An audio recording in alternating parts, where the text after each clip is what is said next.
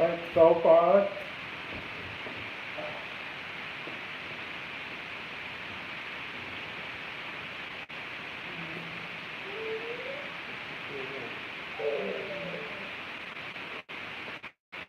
so we give all the glory and praise to the Most High, our higher, our higher. I want to thank the Zion Bible Walk, the Holy Spirit. Thank you for joining us on this Shabbat. We're going to continue our lesson on awakening up our people with the Persian captivity. Okay? And we're going to outline the rest of the lesson for this one up until the summit. Okay? We're going to go with our scripture. Our opening scripture is going to be Lamentations, the 3rd chapter. I called upon thy name, O Lord, out of the low dungeon. Thou hast heard my voice. Hide not thine ear from my breathing at my cry. Thou doest near in the day that thou callest upon thee. Thou sayest, fear not. O Lord, thou hast pleaded the causes of my soul. Thou hast redeemed my life. O Lord, thou hast seen my wrong. Judge thou my cause. Thou hast seen all their vengeance and all their imaginations against me. Thou hast heard the reproach, O Lord, and all their imaginations against me. The lips of those that rose up against me and their devices against me all the day long. Behold, they sit down, and for rising up, I am in their muskets. Render unto them a recompense, O Lord, according to the work of thy hands. Give them sorrow of heart, thy curse upon them. Persecute and destroy them in anger from under the heavens of the Lord. Lamentations, the 3rd chapter. Heavenly Father, we give you all the glory and we give you all the praise, and we thank you for another Shabbat. We thank you for your healing power. We thank you for your deliverance. We thank you for recognizing what's inside of us and removing it from us. We thank you for everything that you continually pray for us and you continually remove from us. Father, we want to grow in you. We want to be strengthened in you. We want to be strong in you. We want to continue to raise up. We want to continue to hear from you. We want to continue to lift up prayers to you that are not a offense to your nose, but a sweet Savior to you, Father.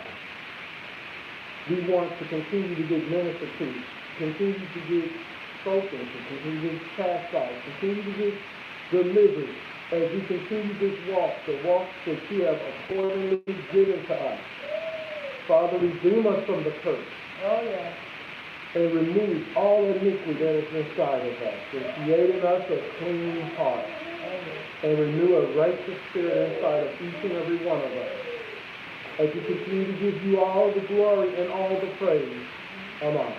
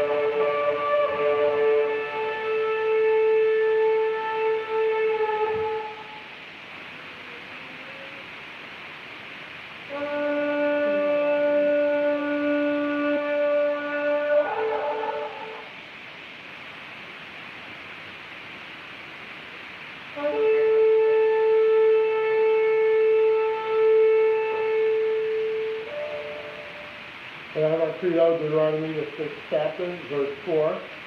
Shema Yasharallah Ahaya, Ahaya Dawa Ahaya Akah, Hero Israel. The Lord our power is one power. Shema Yasharallah Ahaya, Ahaya Dawa Ahaya Akah, Hero Israel.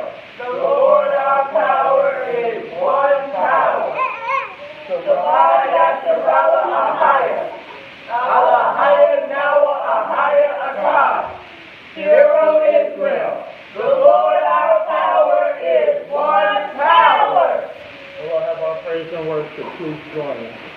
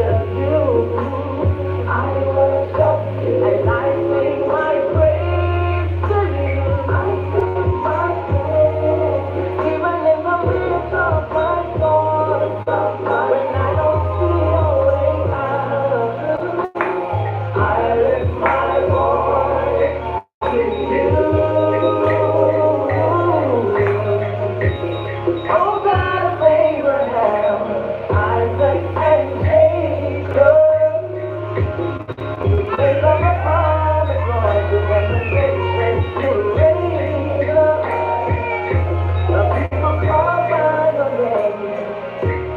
Keep your commandments, and whenever needed, you send forth Moses to set them free. So I worship you.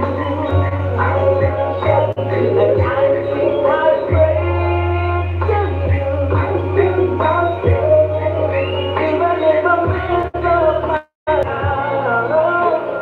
I lift my voice to you, Lord. I worship you. I worship you, and I sing my praise to you. I sing my praise, even in the midst of my storms. When I don't see no way out, I lift my voice to you. You said in your commandments, you should not serve no God besides you. But you are a jealous God, so you should only bow before you.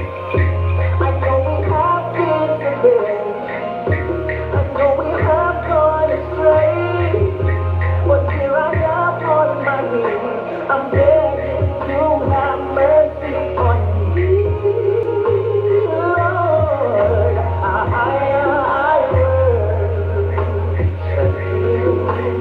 I worship you, and I sing my praise to you.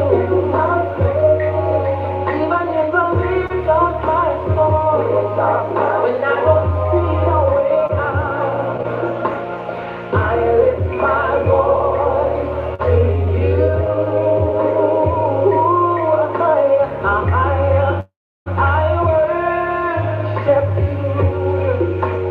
I worship you, and I sing my praise to you. I sing my praise, even in the midst of my storm. When I don't see a way out, I lift my voice to you, Lord, to you. Yeah, I'll keep your commandments. I'm following your will, Lord. Your will and your way, I submit to you.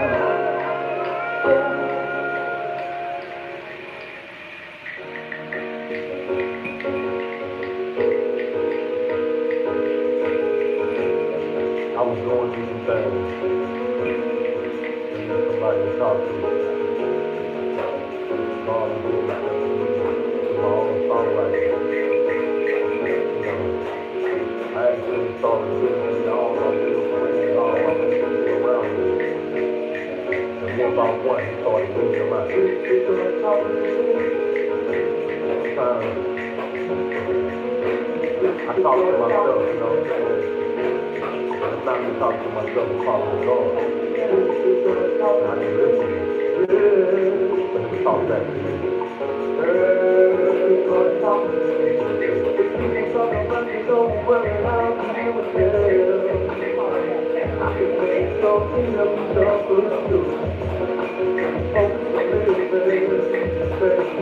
Tell me what you want and I'll let it out of your mind.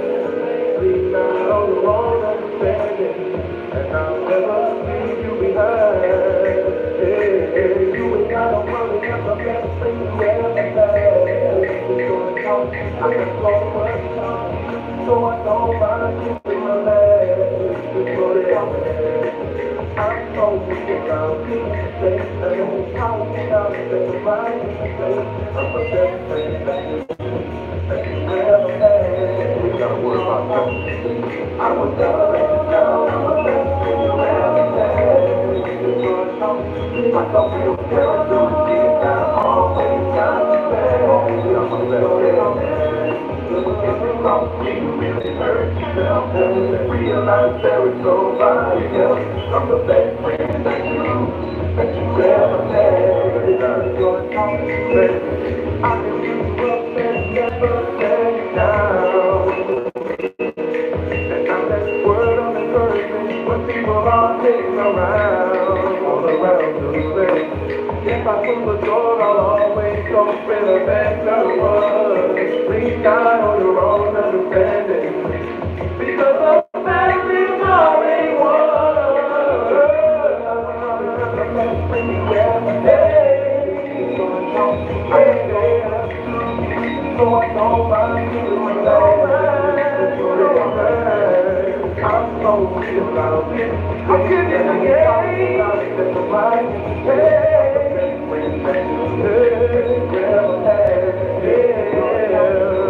I will never let you down. I'm the best friend you ever had. The only real friend you had. I told you that you did not always got you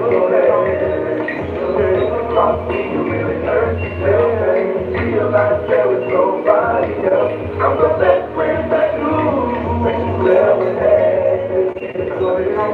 Let's be friends. Let's be friends. Let's be friends. All you wanna do is be my friend. You ain't gotta walk with us. All you gotta do is ask. Talking to God. I'll give you your destiny. It's in my will. You ain't gotta worry about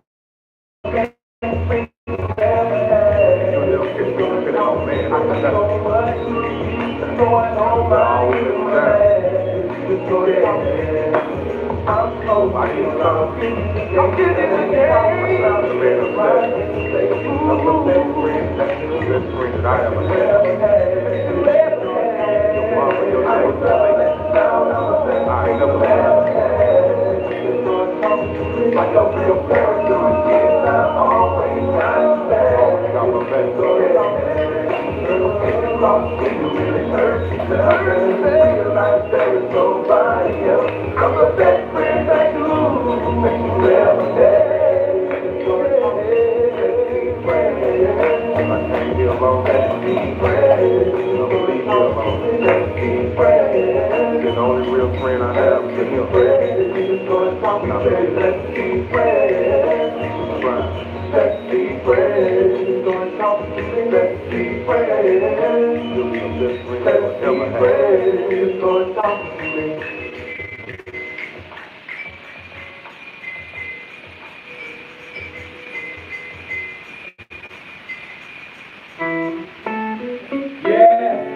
I pray I see another number.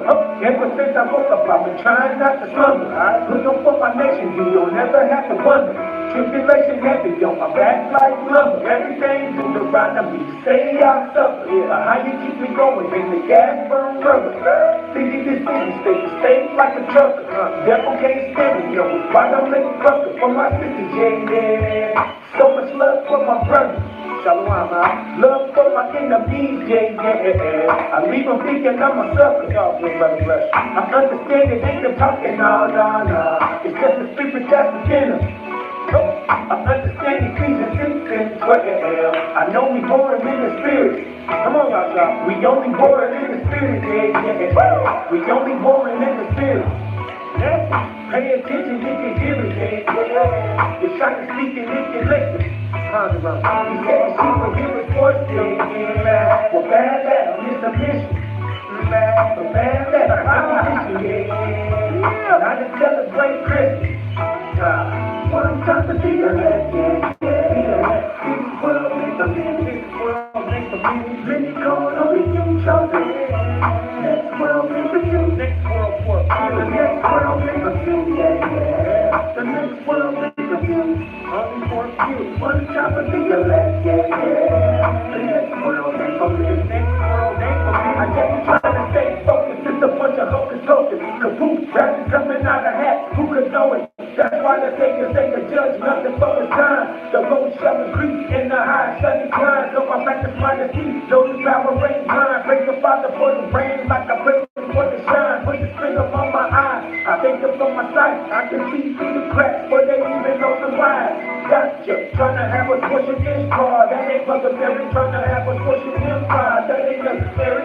And I ain't packing my kids through the fire now. But you believe in the facade, man, they lie to y'all. Why would they teach you the truth? They beat it out of y'all. The father trying to get it back, you gotta leave the car. Cause what you separate is too late. Just 10% of 1/3 going to the game. One time to be a legend. This world is a minute. This world is a minute. Really called on each other. This world is a you. The next world is a few.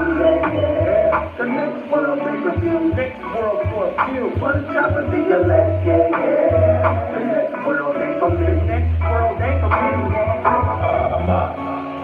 Second chapter 8, and he answers me, saying, the Most High has made this world for many, but the world becomes for few too. I will tell thee a similitude, Edgar, and when thou askest the earth, it shall say unto thee, that it giveth much more, whereof earthen vessels are made, but little dust that gold cometh of. Even so is the course of this present world. See, there be many created, but few shall be saved. Matthew 7:13-14. Enter ye in at the straight gate, for wide is the gate, and broad is the way that leads to destruction, and many there be which go in thereat. 14, because straight is the gate, and narrow is the way which leadeth unto life, and few there be that find. Now, a lot of people gonna find it. And few there be that find. What it's time to see you.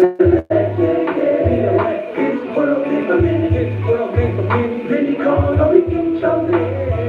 Next world is for you. Next world for a few. The next world is for you. Yeah. The next world is for you. Only for a few. One time to see you left. The next world ain't for me. The next world ain't for me. One time to see you left. This world ain't for me. This world ain't for me. Many call on each other. Next world is for you. The next world is for you. The next world is for you. Next world for a few. One time to see you left. The next world ain't for me. The next world ain't for me.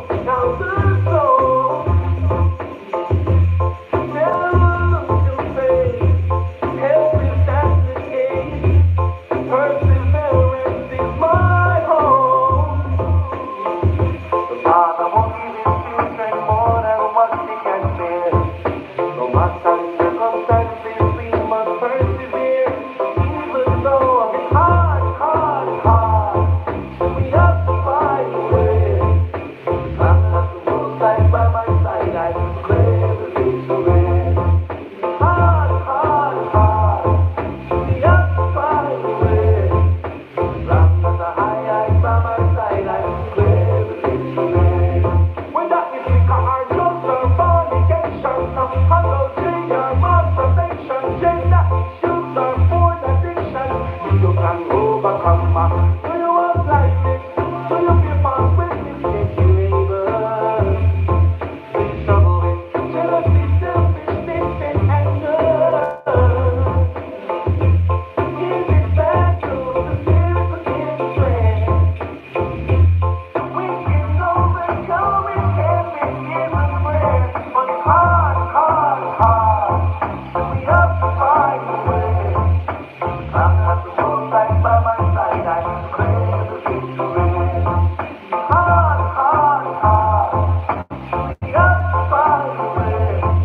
I'm not the high by my side. I declare the victory. While we fast and pray, keep the commandments, move along the way. Stay perseverance on your journey. No most I will never desert me. No way. The most I know I see our strength. And time we think we can do it by ourselves. All of the needs are respect. Look to the heavens for help. Now the king, let me be the we have to link with the most high power. Every hour, every second, every minute. We pray the most high, the most of the city calm. Hard, hard, hard. So we have to find a way. I'm not the most high by my side. I declare the victory. Hard, hard, hard. So we have to find a way. I'm not the high by my side. I declare the victory. So difficult. It doesn't matter what we struggle with the flesh. It all can be conquered. You were created in the image of the Most High power. Which made created male and female. But in this life, you make it think it's okay for us to fall over and over and tell you things like no man can be perfect. But we're made in the image of the Most High power. Even Christ came to the earth and conquered the sins that we struggle with. And it wasn't easy. He had to pass far days and far nights. Because it's hard, hard, hard. We have to find a way. I'm not the most right by my side. I declare the victory. Hard, hard, hard. We have to find a way. I'm not the high by my side. I declare the victory. So hard, hard, hard. So hard. We have to find a way. I'm not the most right by my side. I declare the victory. It's hard, hard, hard, so hard, just to find a way, find a way. Long as a high by my side, I declare victory. First Peter 2:9. But ye are a chosen generation, a royal priesthood, and holy nation, a peculiar people, that ye should show forth the praises of him who hath called you out of darkness into his marvelous light. Word is somehow and pain before broken people wanting to believe in something, looking for a light. Trying to find how is it chosen people? My look, my style, the way I talk, angel touch me in the hip, that is how I walk. Genesis 32, if you need to see, I'm the real Stephen Jacob, that's who I be. Before it into the world, and the doors to know, but according to a higher, I'm as high as it goes.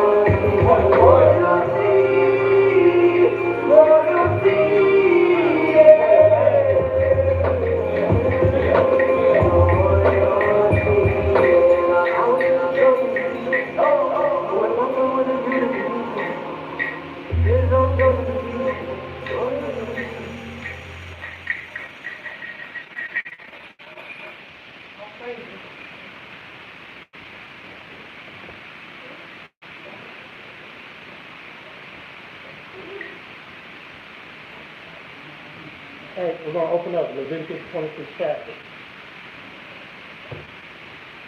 So first and foremost, we give all the glory and praise to the Most High, Ahaya. We want to thank you, Shari, and Lala, the Holy Spirit. We want to thank you for joining us on live. Start at 14. Before that, why are the captivity? Why were we placed in captivity? Why do we continue to be in captivity? And why do we continue to operate as if we're in captivity and there's no change in us? Why is that? Leviticus 26, verse 14. Read. Leviticus chapter 26, verse 14.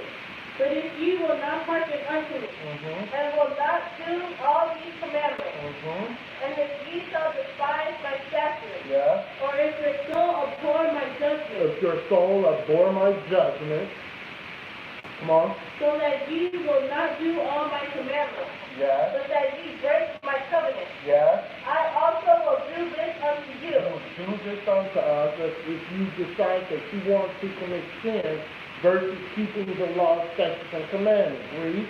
I will even appoint over you terror. He will appoint over you terror. He will appoint over you demons. Read. Consumption. Come on. And the burning ague. A burning of what? Ague. All right. Sickness. Keep going. That shall consume the eyes and cause sorrow of heart. Consume the eyes, sorrow of heart. Come on. And ye shall sow your seed in vain. You shall have children in vain. Read. For your enemies shall eat it. For your enemies are going to destroy your children, i.e. public school system. 17. Verse 17. And I will set my face against you. The Most High will set his face against you. Read.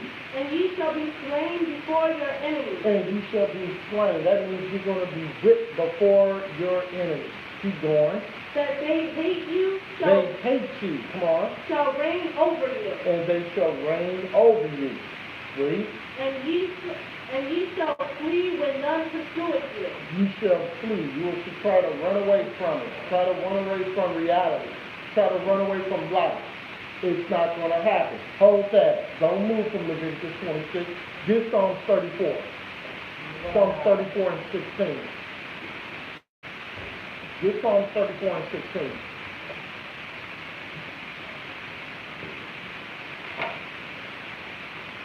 Why do you think you're in a captivity state?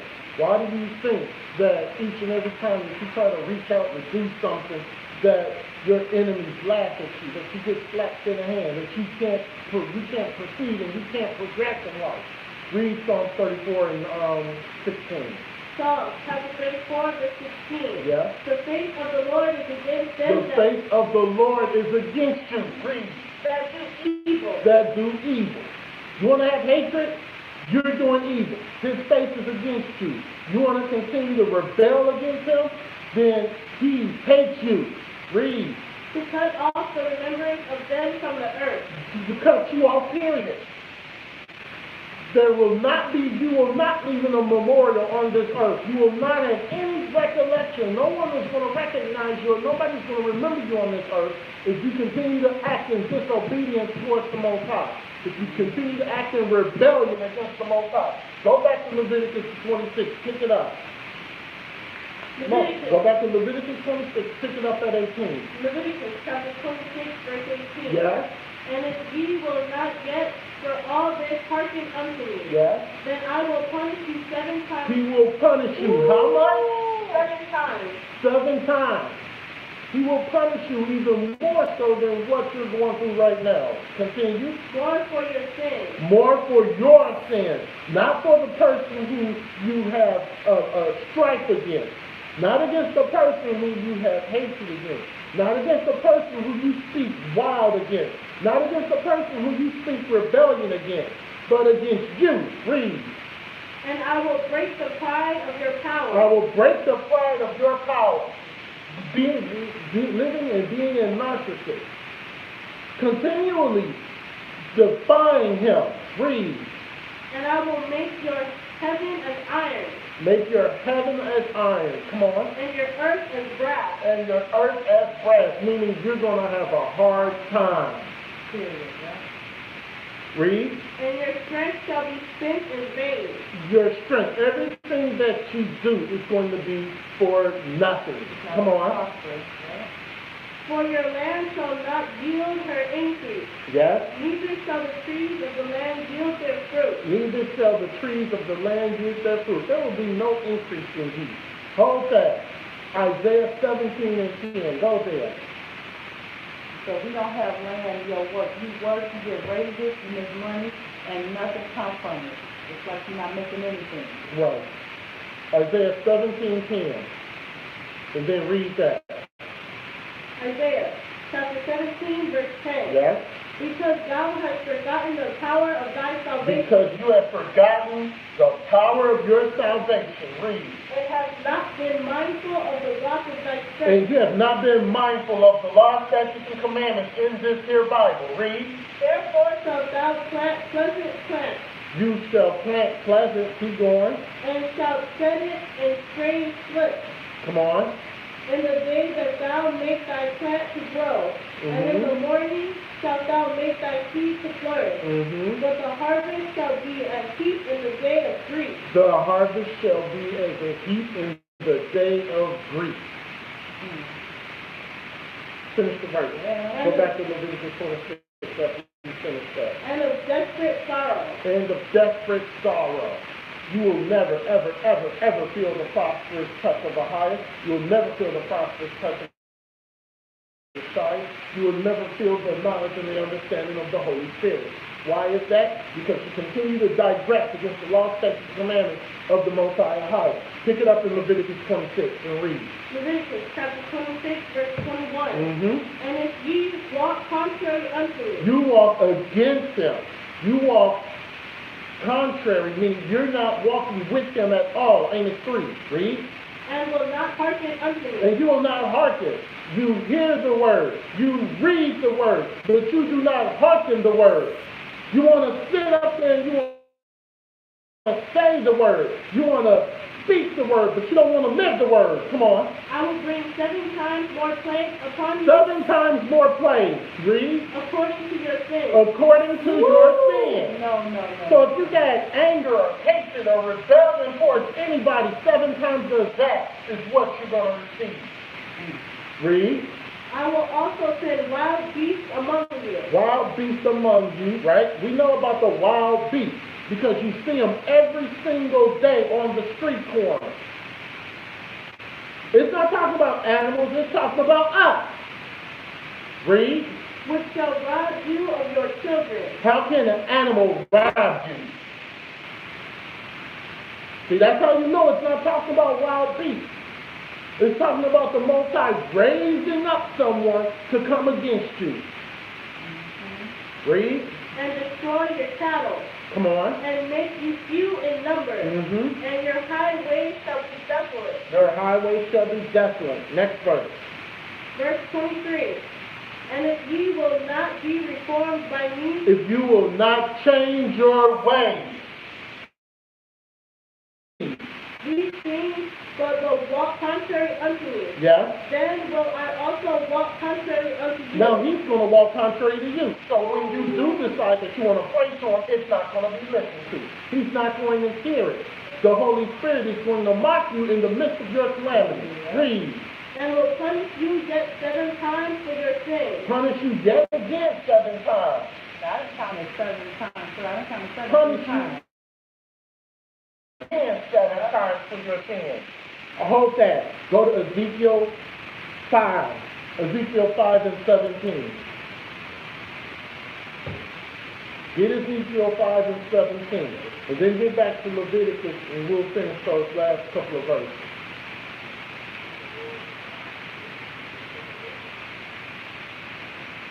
Ezekiel 5:17. Read that. Ezekiel chapter 5, verse 17. So I will send upon you famine. You will send upon you famine. Come on. And evil beasts. Evil beasts. Come on. And they shall breed thee. and pestilence, and blood shall pass through thee, and I will bring the sword upon thee. So this is Yeshua who's going to be doing this. So why do we continue to sin against him? Why do we continue to upset him? Why do we continue to test him? Finish the verse. I, the Lord, have spoken it. Not elder. Go back to Leviticus 26, pick it up, and stop and finish it off at 26. Leviticus chapter 26, verse 25. And I will bring a sword upon you, that shall avenge the quarrel of my covenant. Avenge his covenant. Avenge it, because you continue to break it. So he's now going to avenge it against you. Read. And when ye are gathered together within your cities, I will send the pestilence among you, and ye shall be delivered into the hand of the enemy. You shall be delivered into the hand of your enemy. Come on. And when I have broken the staff of your bread, 10 women shall bake your bread in one oven, and they shall deliver you your bread again by weight. And ye shall eat and not be satisfied. You shall eat and not be satisfied. You're not going to be able to, you're going to have to continue to work and work and work and work and work. And you're not going to be satisfied with anything. This is why we are continually in this captive mind. This is why we cannot prosper. This is why we cannot move forward. This is why we cannot grow as individuals and we cannot grow as a ministry. Because of the simple fact that you will continue to refuse to follow the law, statutes, and commandments. I could care less what's going on around here. I could care less what's going on in household. I could care less what's going on inside of your temple. If you're not following the law, statutes, and commandments, you're nothing. You're nothing. Who cares about rent? Who cares about car notes, insurance? If you're not following the law, statutes, and commandments of the Most High God and High, that does not matter. And in fact, he can take all that away. And then the wild beasts come up. And we lived it. We was making $91,000 a year. Remember that? Yes. And all this happened to us. It happened. We lived it in Illinois. You got to get your mindset out. We was not keeping the law. You got to get your mindset out. You must keep the law, statutes, and commandments. You must live in love. You must live in love.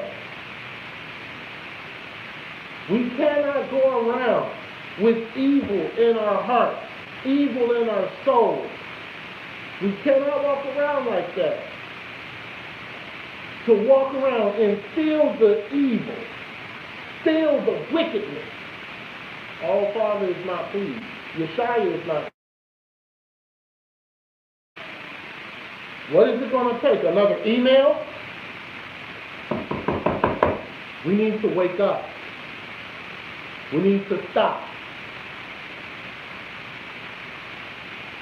So many people have came through this ministry, and so many people have left through this ministry.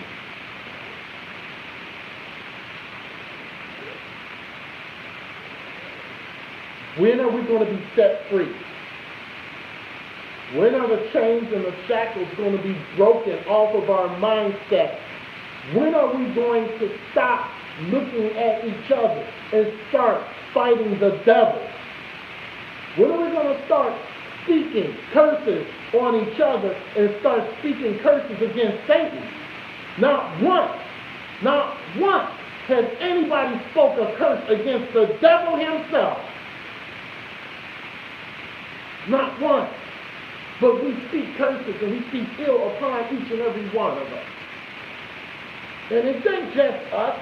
You on YouTube. We may have lost a lot of, or may have lost some people. You on live stream. You as well. This ministry is not about getting to the wilderness. It's not about making it to the wilderness and being comfortable in the wilderness. It's not about that. It's about getting us to the New Jerusalem. That's what matters. Who cares about getting to the wilderness if you die in the wilderness? Who cares? It's all for nothing. Even worse, it's all for nothing if you die and don't even make it to the wilderness. You die and you go to hell. It's all for nothing. It's all for naught. As we just read in Leviticus. It's all for nothing. But I'm going to tell you, we say it's all for nothing, but really it's not all for nothing. It's not. Because of the fact that you continue to operate in a captive mind, and you hear the scriptures and you hear the words of the Lord, it's not going to be all for naught. He's going to have recompense. And when he has recompense, and he's not telling you, well done, good and faithful servant. He's telling you, get you to the left of you. You brood of vipers.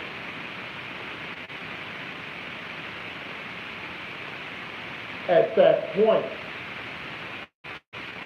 when the earth is opening up and the lake of fire is upon you, and you're standing in front of the great white throne judgment, there is no repentance at that point. There is no I'm sorry at that point. There is no Yeshua, please forgive me at that point. Why is that? Because you continue to operate in a captive mindset. You continue to act like you're a slave on the plantation field.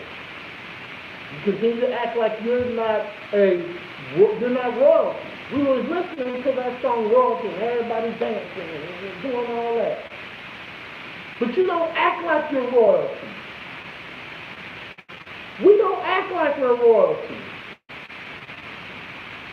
We act like we're court jesters. Foolish people. You don't know what a court jester is? Google it. That's what we act like. We don't act like kings and queens and princesses and princes.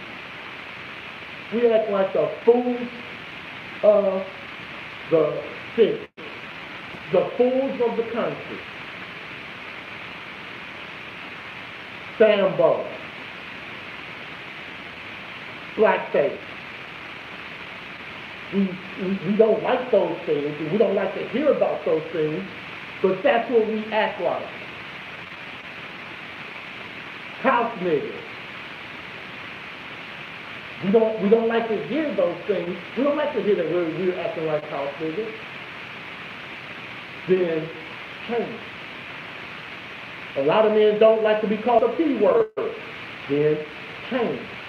A lot of people don't like to be called whatever, this. Change.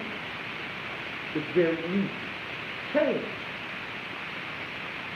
A lot of people don't like to, well, I'm not ignorant, I'm not no court jester, I'm a gang. Change. Because as we have said in this ministry, and as we have pointed out numerous scriptures, your words mean nothing. But your actions mean everything. Test the Lord and see if he's good. Test him. Taste. Yeah. See if he's good. Because all you got to do is take one step towards him. That's it. He see you take one step and one honest step because the demons understand and know when you're acting foul. And nobody should be going through the same thing for years and years and years and blaming other people for your issues. Because eventually the side is going to get tired of that, and that stuff is going to be moved. Because that means that you're like a pastor in his ministry, you're like a temperature. Right. In his ministry, you're moving through to destroy, separate, cause issues. And that's not how he operates. Get out that captive mindset. That's what it is. Demonic. Start acting like you're royalty. Start acting like you want to make it to the New Jerusalem. Stop acting like, well, if I get to the wilderness, I'll just gamble and see how I make it. Stop doing that, because you're going to get caught. And when you get caught, be ready. He's going to recompense the sin 7 times on you for the sin that you have committed.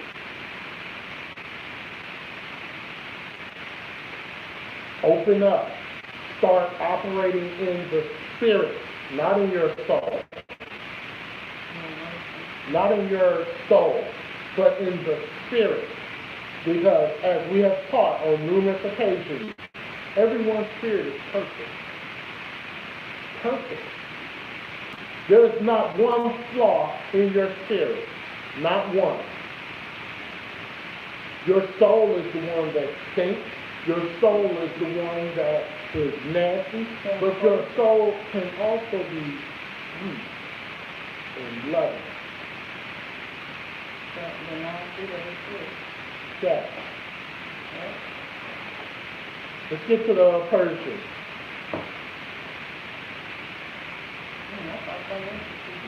No. No, it's not.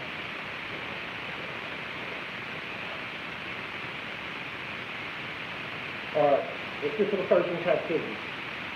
Peace and 12 crowns scattered throughout the 4 corners of earth.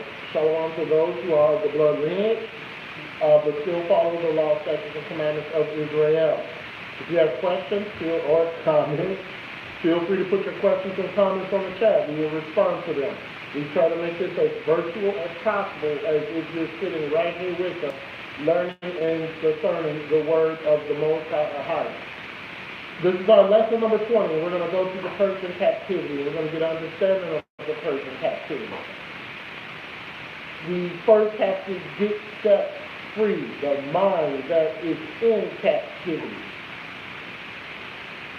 I had an MRI this week. And in this MRI machine, you have to be very still. But in this MRI machine, there's like bars over your face. And it's about this close to your face. And these bars they're right there. And at that moment, it felt like captivity because I couldn't move. I couldn't do anything. This is what the mindset of a lot of us are in.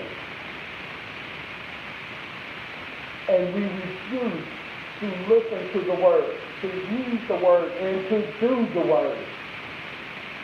The book of James says, be hearers and doers of the word. Yes, we're supposed to hear and take in the word, but we're supposed to do as well. We cannot sit around and not do anything for the Shire, because he's going to call us out on it. So if you don't want to do anything for the kingdom, you don't want to do anything for the ministry, because like I said, one mind, one spirit.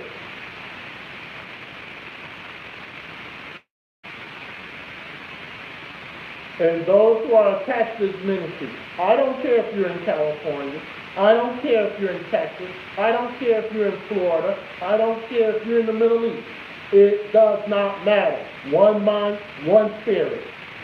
And because you're in California, Texas, Florida, wherever else you may be, do not think that you can get away with committing sin as well. Don't think of it, because if your goal is New Jerusalem, then of course you're going to be told on your sins as well. So we all need to stop sinning against the Father. Stop sinning against your child. And start operating as if we are kings and queens. Start operating as if you got a royal priesthood. How many scriptures tells us about you're a royal priesthood, a peculiar people? It doesn't say you're a peculiar people because you got 2 noses or because, you're black as blue. or because you're white as snow. It's not because of that. You're peculiar people because you follow the law, statutes, and commandments. You don't do what this world does. That's what makes you peculiar. That's what's coming. As you said, Go on, brother. my elder church, I hear where you are coming from. I speak to a lot of my brothers and other nations about true words. I'm getting some good results. Some people are shocked that he even cares, but he said he tries to show them love, all love, even people on the street. I try my best to show love because I realize that what it's all about, if they receive the true word. We're supposed to reach out to the brothers if they're on the street. We're supposed to talk to the brothers who are on the street. We're supposed to reach out to whomever the Lord moves us to. Yeah.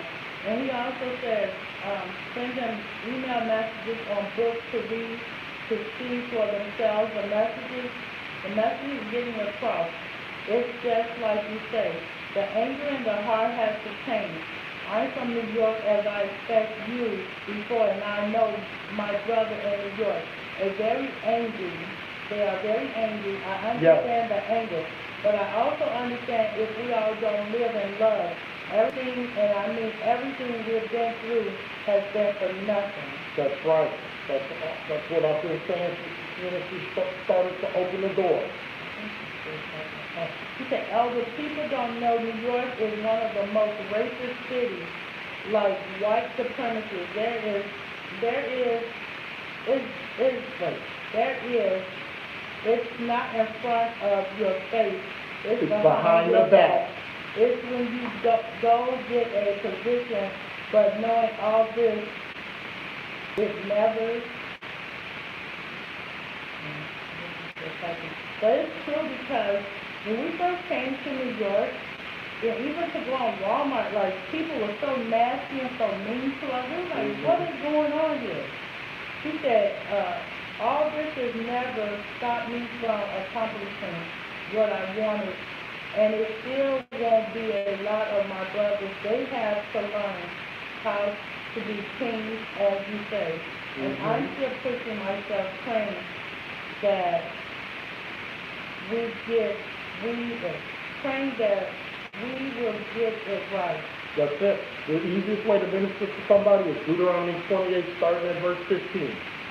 The easiest way to show somebody this is who we are. The easiest way. The scripture is right there. You can't refute it. Right. Doesn't matter whether you're from the southern or from the northern. We all of them have been in some type of bondage or some type of slavery. Every single one of the 12 has. It's not that hard to minister to the brother and sister. You pull out Deuteronomy 28:48. He said, and with the help of the Most High and elders like yourself that teaches the truth, we will get there. All of us will get there. All of us that pay attention and listen. This is the key word, listen. I thank you. Shema. Very. But yeah, the people, like, man, it was to a point when we first got here, and it's still like that. People are so nasty here, and I'm just like, even to the cashiers, like, why you got a cashier job? Why you got a job dealing with people, and you nasty, and you don't want to do it, you don't want to be here? Right. Like, go find something else to do. That's clean your job because you don't have time with people. Correct. But that's New York in itself. But when we lived in Illinois, and when we lived in Arizona, and when I was doing customer service, and I would take calls from the East Coast. The East Coast, when we would get those calls from people from New York, man, it would be so nasty. When I work customer service, you get a call from the East Coast, you shit it. You like, oh goodness, I got to deal with it. You do not want right? to. And the moment that you start speaking, they just go right at it. Right? Well, he's not done. He said, I thank you for going to New York, one of the most aggressive cities in the United States. Well, they don't know me. And I hope my brothers and sisters there know that the Most High loves them and understands that they must change their ways, and I'm sorry for this comment, this kind of long. But what you said just touched me, and I had to say this. Thank you again. Listen, it's like New York is kind of like a state, and this ministry should be a pit bull. That's how it should be like. A hungry pit bull. We got Pentecost coming up, May 4th. Summer Holy Day is June 8th. Passover, for those who we've been reaching out to you. Passover next year, March 14th. Let's recap captivity first. Before we get into the Persian captivity, let's recap captivity. We're going to go 2 Chronicles, the 6th chapter. 2 Chronicles 6, and we're going to start at verse 37.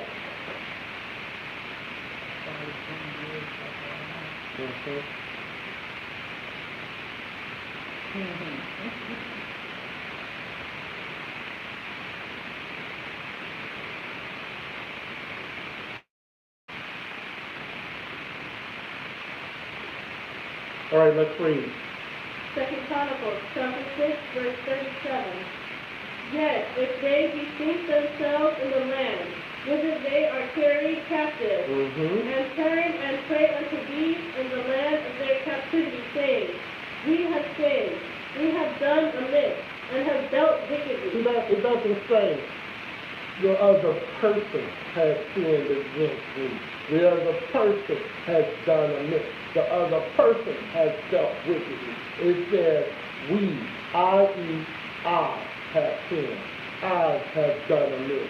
I have dealt wickedly. Read.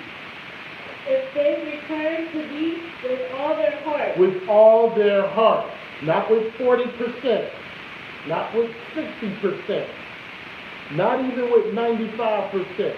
But you return to the Most High with all of your heart. Read.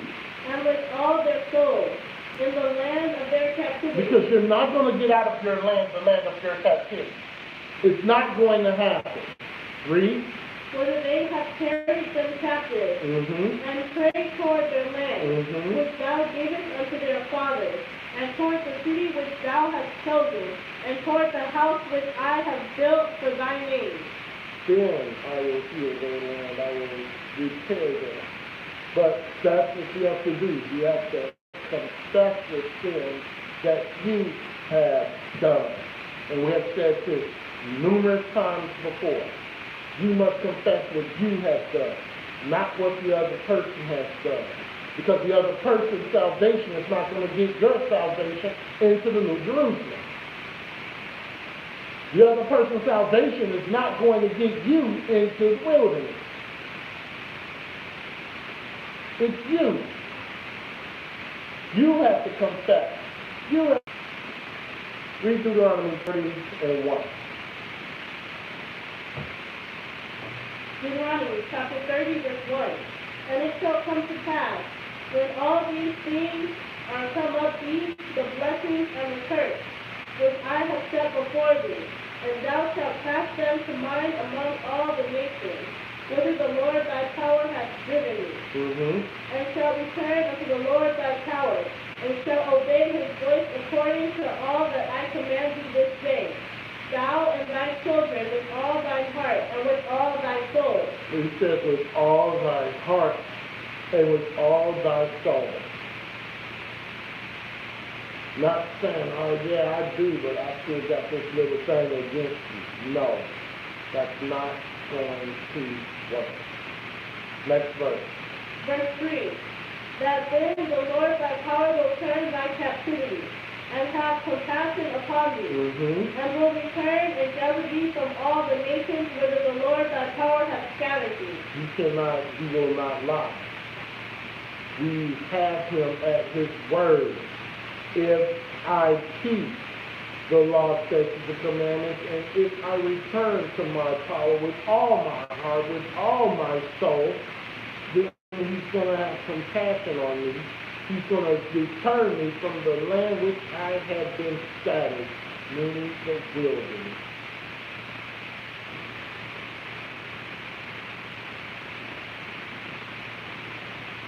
Taking a look at the Persian Empire. And this particular road that went from Caesar to Sardis. This is Iran, and I know my blink is not good on this light screen. And this road went all the way to Turkey. That's a big area.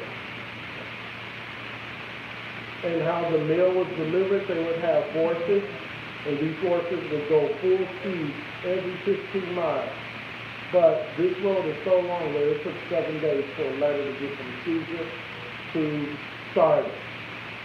And we all know Sardis is one of the churches in Mesopotamia and Turkey, which is modern-day Turkey. Back then it was called Asia Minor. Right? First mention of the Medes and the Persians in this thing is in the prophetic book of Isaiah. Now, Isaiah was not around when the Persian captivity came about. Isaiah was long dead when the Persian captivity came about. But he prophesied about the Persian captivity. And we're going to see something very interesting in Jeremiah also. Let's read Isaiah 13, and we're going to start at verse 17. Isaiah 13, and we're going to start at verse 17. This is the first mention of the Medes and the Persians. Mostly the Medes. Isaiah 13, and we're going to start at verse 17. Isaiah chapter 13, verse 17. Behold, I will stir up the Medes against them, which shall not regard silver, and as for gold, they shall not delight in it. Yeah. Their bows also shall dash the young men to pieces, and they shall have no pity on the fruit of the womb. Their eyes shall not spare children. And Babylon, the glory of kingdoms, the beauty of the Chaldees, excellency shall be as when the Most High overthrew Sodom and Gomorrah. Right. Most High overthrew Sodom and Gomorrah. Now, a lot of people would associate these with America. This is not talking about America. This is talking about the Persians. Okay? Before we get into the Persian captivity, let's talk about the decline of Babylon. Our last, when we were going through the captivity lesson, we left off at Babylon. From Babylon, we went about the prophets and the kings to get an understanding. Because at this point, there are no more kings of Israel, no more kings of Judah. Okay? When the Babylonian captivity came about, that was the end of the royal line of Judah. No more kings after that. Babylonian Empire was a place, it has a lot of places in Scripture. The events of Israel's history surround Babylon. Babylon was a place of poetry, it was a place of curses, it was a place of reflection, it's a place about future events that would take place. Babylon was a bright flash in the history. And Babylon, we talk about Babylon all the time, going all the way back to Nimrod. Babylon. Even now, yes, even now we speak on Babylon. But we speak on Babylon now in the spiritual sense, being that Babylon, of course, it's not the Americas, as we have proven on numerous times before, but it is the religion, the Roman Catholic Church. Okay?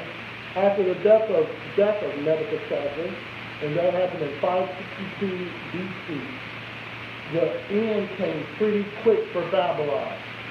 They had a king named Nabonius who was an imbecile. Because one thing that you don't do is you don't mess with a religious god. You don't mess with a religious deity. And what he did is he took, I think I have it now. What he did is that he took their god, Murdoch, or Murder, or whatever you want to call it. Right? That was the god whom they worshiped. And he said, no, we are going to worship this god named Sin. That's the god, that's the deity who we're going to worship. And we're going to worship the moon god rather than Murdoch, the sun god. And that caused a big rebellion. Because no matter what, people, you don't mess with their gods, no matter how inferior they may be. You don't do that. So he decided, you know what? We're going to replace Marduk with Sin. And that caused hostility, that caused uprising, and that eventually caused Nabonius to leave Babylon.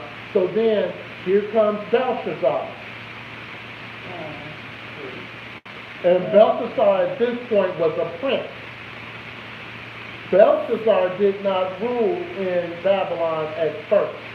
Belshazzar was in the middle of Asia, or in the middle of Saudi Arabia. And that was Nebuchadnezzar's son, right?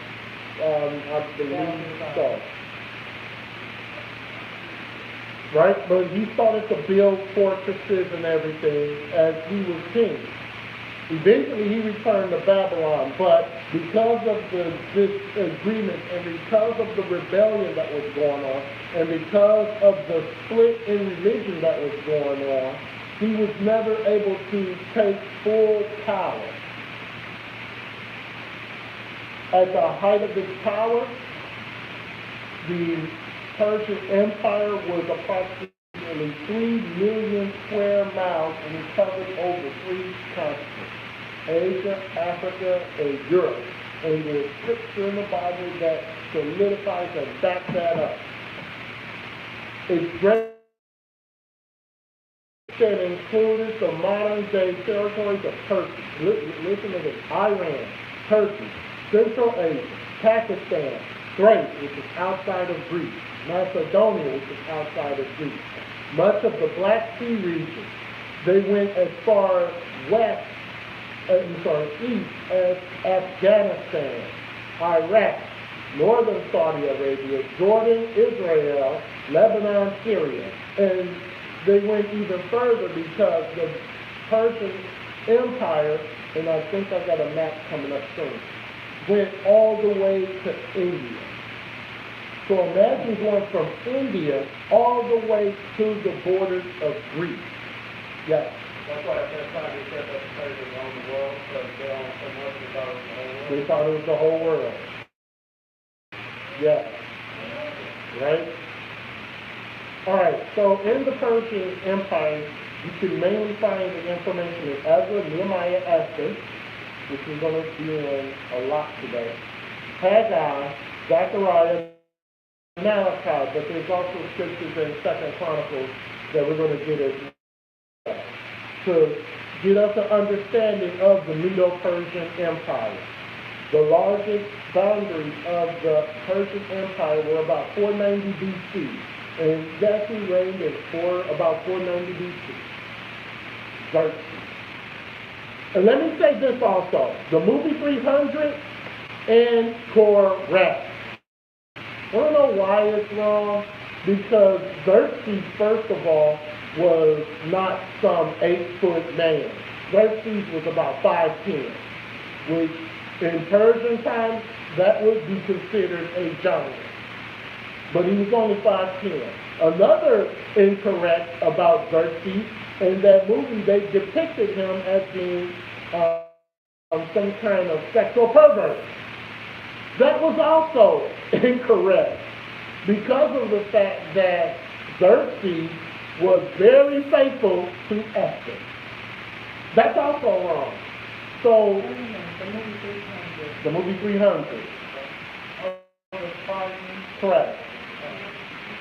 You know, and that event really did happen with going through the path of Thermopylae with King Leonidas and Xerxes and his empire. That actually did happen. So the guy that was, I'm trying to remember, so the one that was supposed to be the, Xerxes had all the jewelry and all this other stuff. he was really tall and black. Really tall, black, bald head. Oh, that was supposed to be Xerxes? That's supposed to be Xerxes.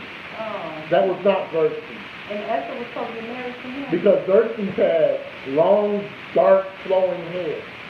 He did not have, and there's a picture of Xerxes. There's not a picture, but not a painting either, a carving of Xerxes. Yeah, that's how they portray him in the movie, and that is incorrect. We'll talk about that when we go to the Greece captivity next week.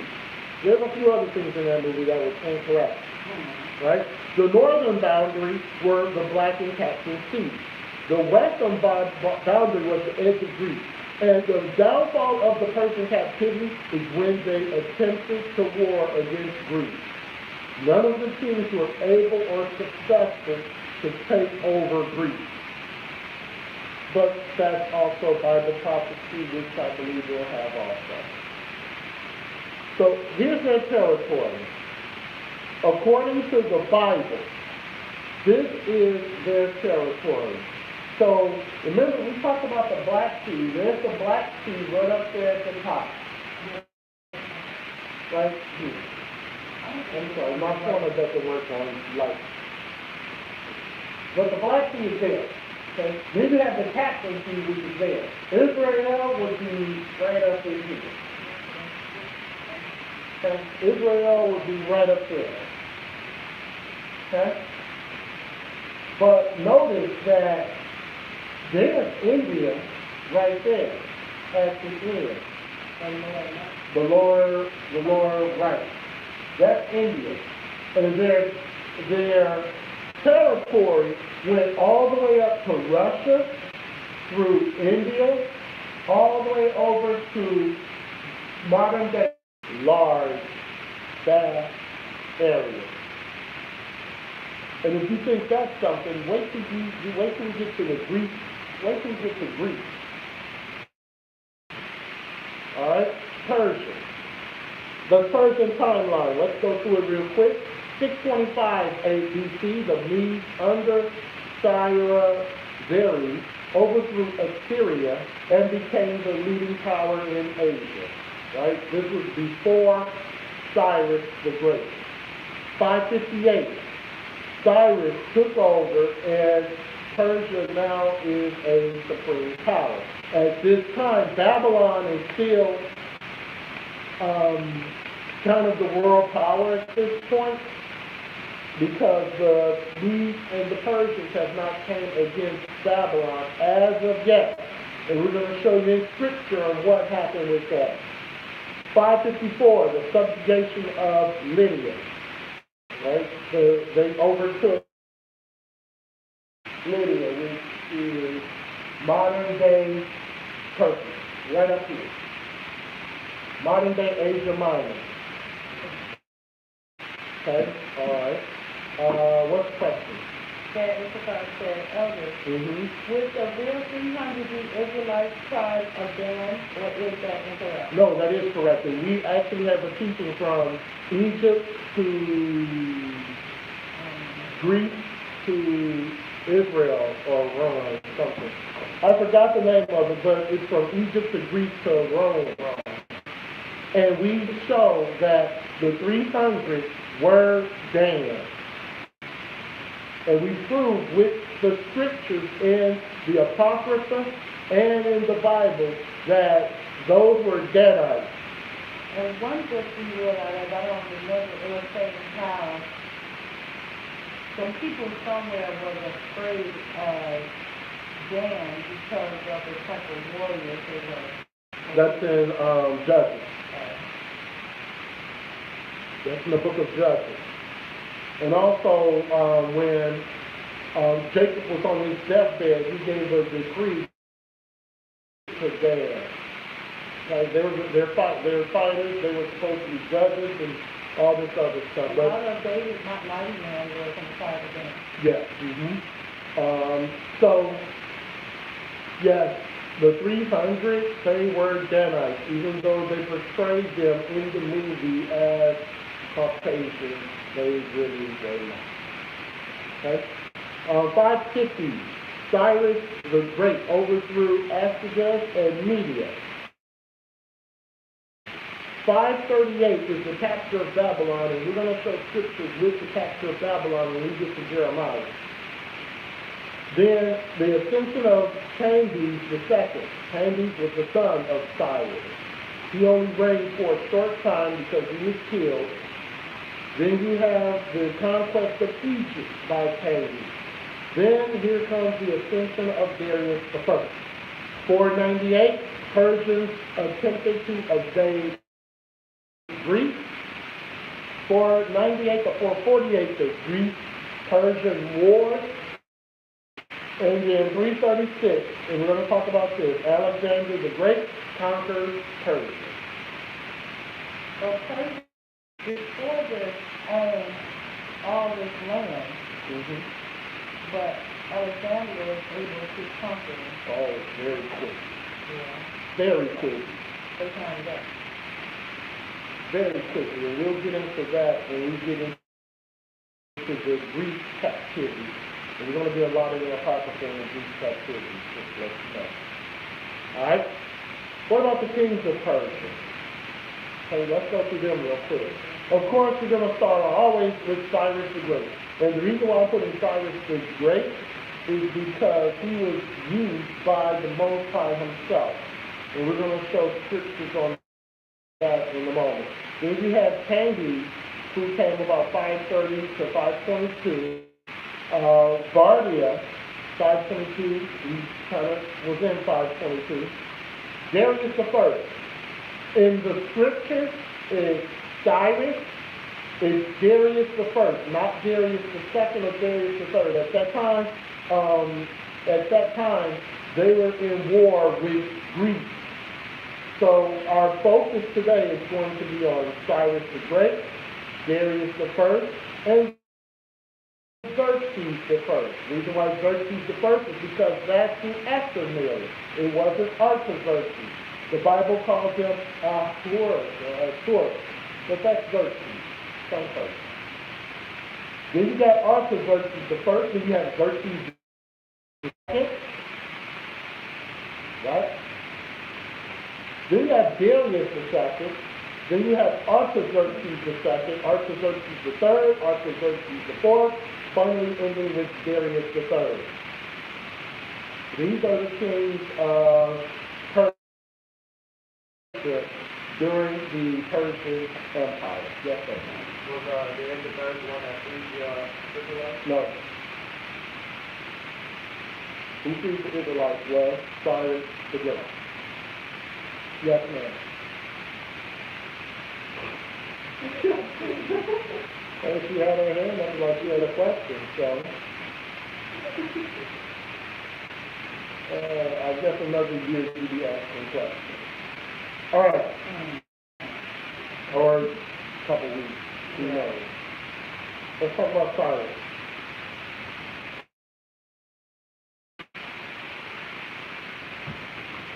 King Cyrus. There's a clay brick that was discovered, and this clay brick is Ezra 6:14, and it was written in Babylonian cuneiform, and it says Cyrus, king of the world, king of time, whatever it is, the great God delivered all the lands into my hand, and I made this land dwell in peace. Let's go to Ezra 6:14. Other names that are recorded on this brick were Shalmaneser, Sargon, Sennacherib, and Esarhaddon. Those are all Assyrian kings. Sounds correct. Ezra 6 and 14. Let's read.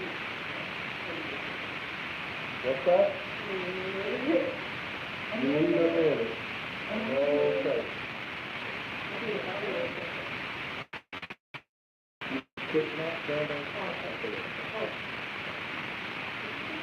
Ezra 6:14.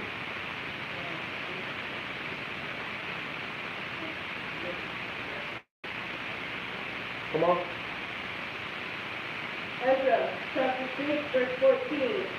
And the elders of the Jews builded, and they prospered through the prophesying of Haggai, the prophet, and Zechariah, the son of Iddo.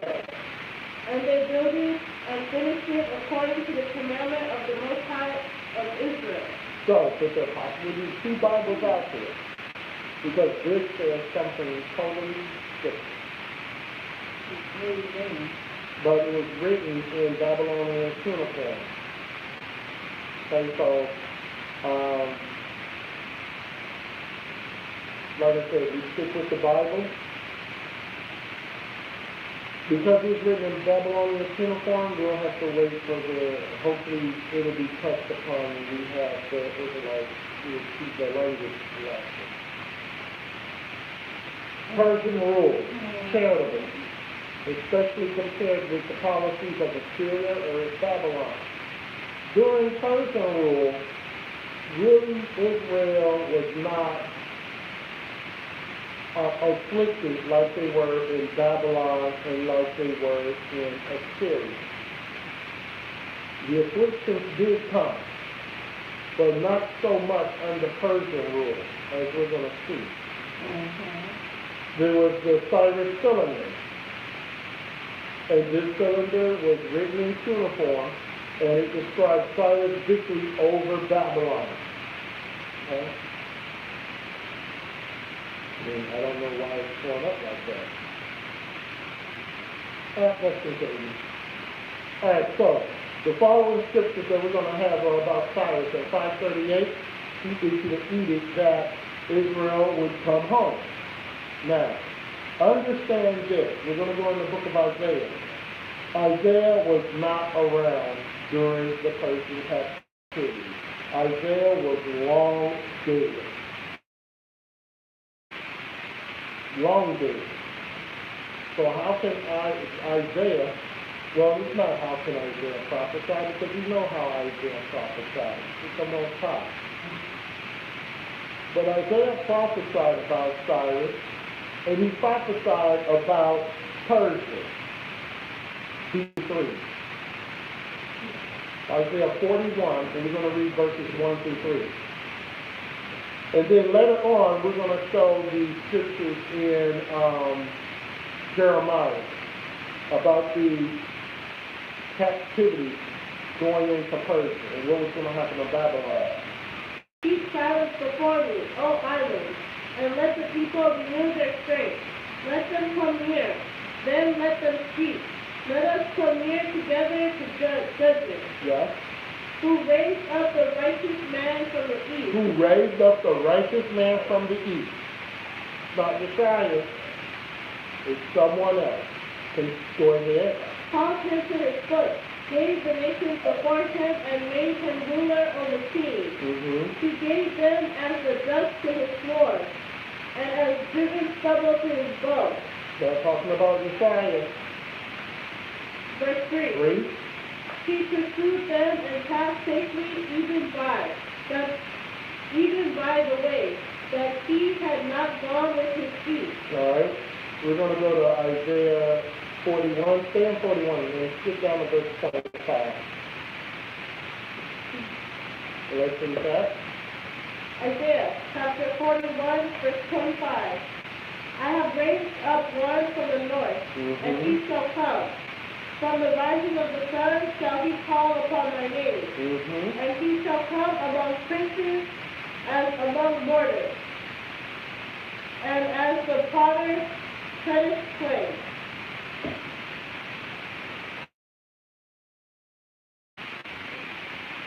How do we know that this is Cyrus? because Nebuchadnezzar did not start off calling on the name of the Lord. He didn't do that. So we know it's Cyrus. So we would have to know, we would have to pinpoint it. Could it be Nabonius? Of course not. Could it be Nebuchadnezzar? Of course not. Could it be Belshazzar? Of course not. They weren't called up from the north and they weren't given all nations. But let's go to Isaiah 44.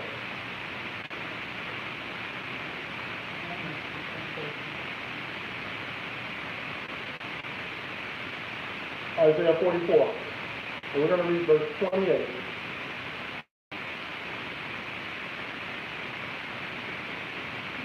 Now, like I said, this is pretty amazing because when you get a prophetic message,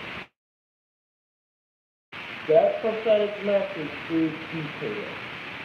There is no circumventing. I'm talking as a person whose name has a vowel in it, and that person whose last name starts with a consonant is going to be blessed. I mean, really? Whose name has a vowel? Whose last name starts with a consonant? That's pretty much a lot of people. But when you have a prophetic message like this, pinpoint, accurate. Cyrus wasn't even thought of when Isaiah was walking on this, when Isaiah was walking on this earth. Read Isaiah 44 and verse 28. Isaiah chapter 44, verse 28. That saith of Cyrus, he is my shepherd, and shall perform all my pleasure, even saying to Jerusalem, thou shalt be built, and to the temple thy foundation shall be laid. Now understand this, the temple was not destroyed when Isaiah was prophesying. The temple was still there. The temple was not brought.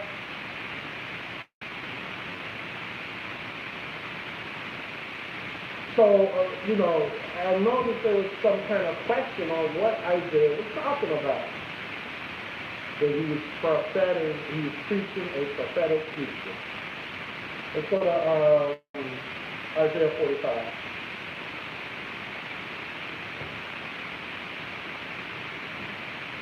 Let's get more indication that this is Cyrus the Persian. Isaiah 45, we're going to start at verse 1.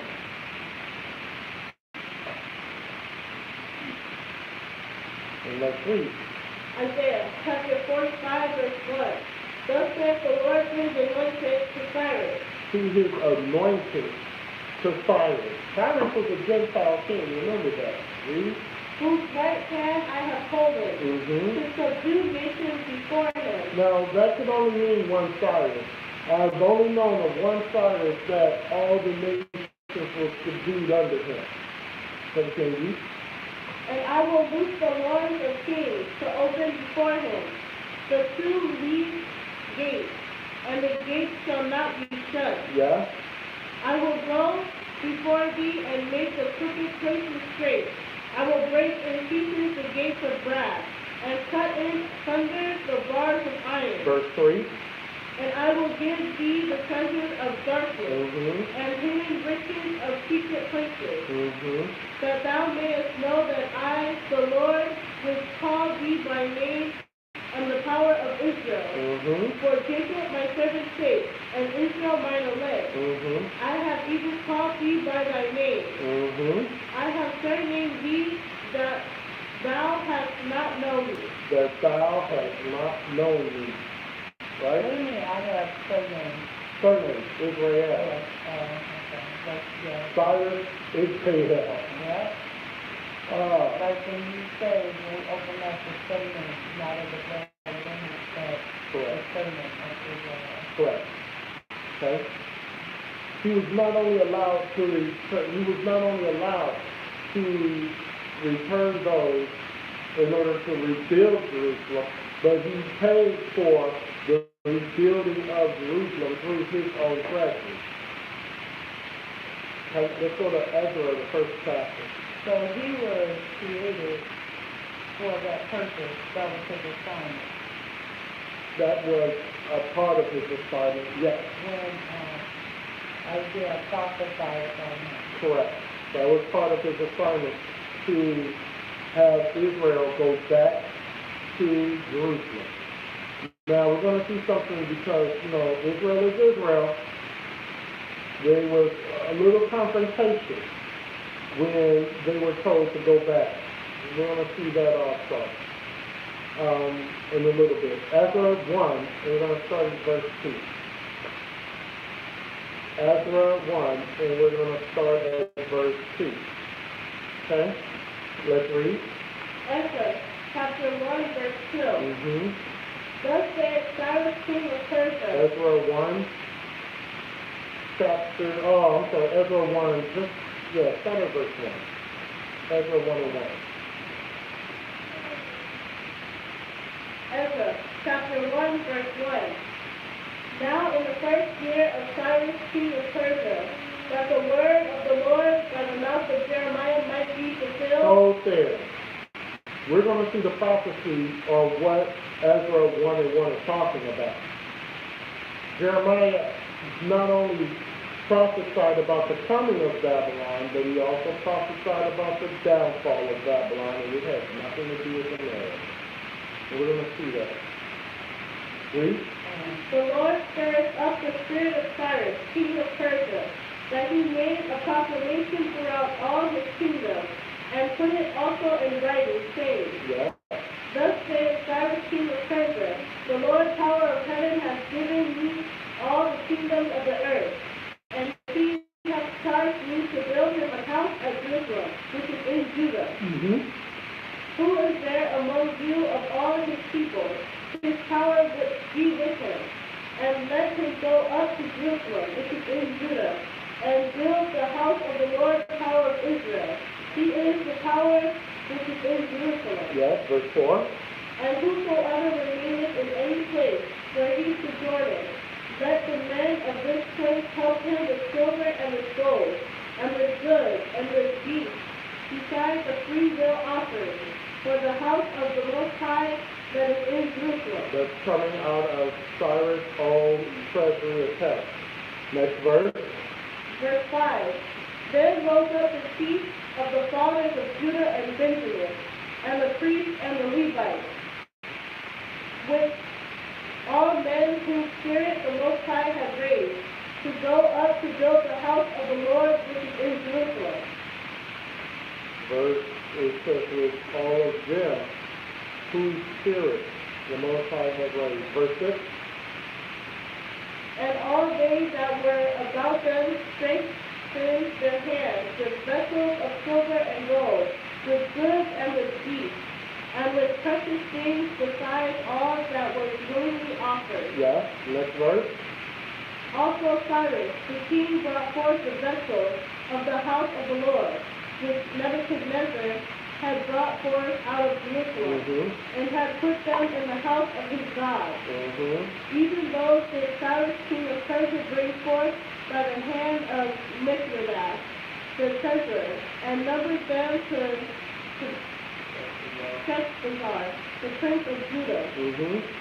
And this is the number of them, 30 chargers of gold, and 1,000 chargers of silver, 29. 30 basins of gold, silver basins of the second sort, 410. Mm-hmm. And other vessels 1,000. Verse 11. All the vessels of gold and of silver were 5,400. All these did Sheshbazzar bring up with them of the captivity that were brought up from Babylon unto Jerusalem. All right, so Sheshbazzar was, and I couldn't find this anywhere. I found in one in the Encyclopedia Britannica that Sheshbazzar was the son of Jehoiakim, but I was not able to connect those two together, so I wasn't going to continue to go like that to find out who this guy was. Right? But Sheshbazzar was son of one of those three kings, either Jehoiakim, or not Zedekiah, because all his was killed. Sorry. Either Jehoiakim or Jehoiakim, one of them, but I couldn't find proof. Okay? We're going to go over to Ezra, the 6th chapter, and we're going to read verses 3 through 5.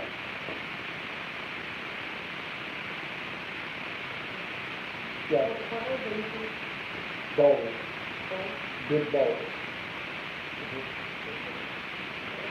No, not cereal bowl. I know you would think a cereal bowl, but no, they're big bowls that they would use for the sacrifice.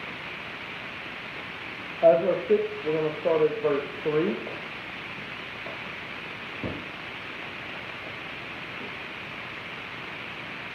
Ezra, chapter 6, verse 3. In the first year of Cyrus the king, the same Cyrus the king made a decree concerning the house of the Most High at Jerusalem. Let the house be builded the place where they offered sacrifices, and let the foundations thereof be strongly laid. The height thereof 64 cubits, and the breadth thereof 64 cubits. Right, so Cyrus has the dimensions that were given to him by the Cyrus. Verse 4. With 3 rolls of great stones, and a roll of new timber, and let the expenses be given out of the king's house. There you go. So that's when I said earlier that Cyrus started this whole project. Okay? Verse 5. And also let the golden and silver vessels of the house of the Most High, which Nebuchadnezzar took forth out of the temple, which is at Jerusalem, and brought unto Babylon, be restored, and brought again unto the temple which is at Jerusalem, every one to his place, and place them in the house of the Most High. Now, now, here's the interesting thing, right? We all know that there were some people who were left over in Jerusalem from the Babylonian captivity. Not everybody went into captivity. So there was a big problem that came about when the people who returned went back to Judea. Because the people who were there already, who had not left who had not left Jerusalem, felt like that was their land.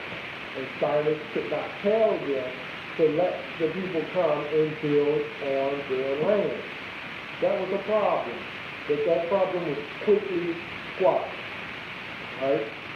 Let's go over to Ezekiel, the 33rd chapter.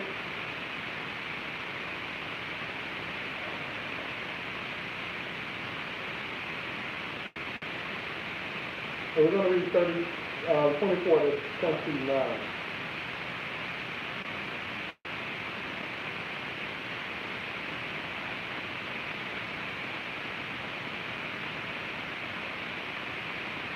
Read. Ezekiel, chapter 33, verse 24. Son of man, they that inhabit those wastes of the land of Israel speak, saying, Abraham was one, and he inherited the land, but we are many. The land is given us for inheritance. Therefore say unto them, Thus saith the Lord power, ye eat with the blood, and lifted up your eyes toward your idols, and shed blood. And shall ye possess the land? Yet ye stand upon your floors, ye work abominations, and ye defile every one his neighbor's wife. And shall ye possess the land? So the Most High had an issue with the people who were left behind in Jerusalem. 27.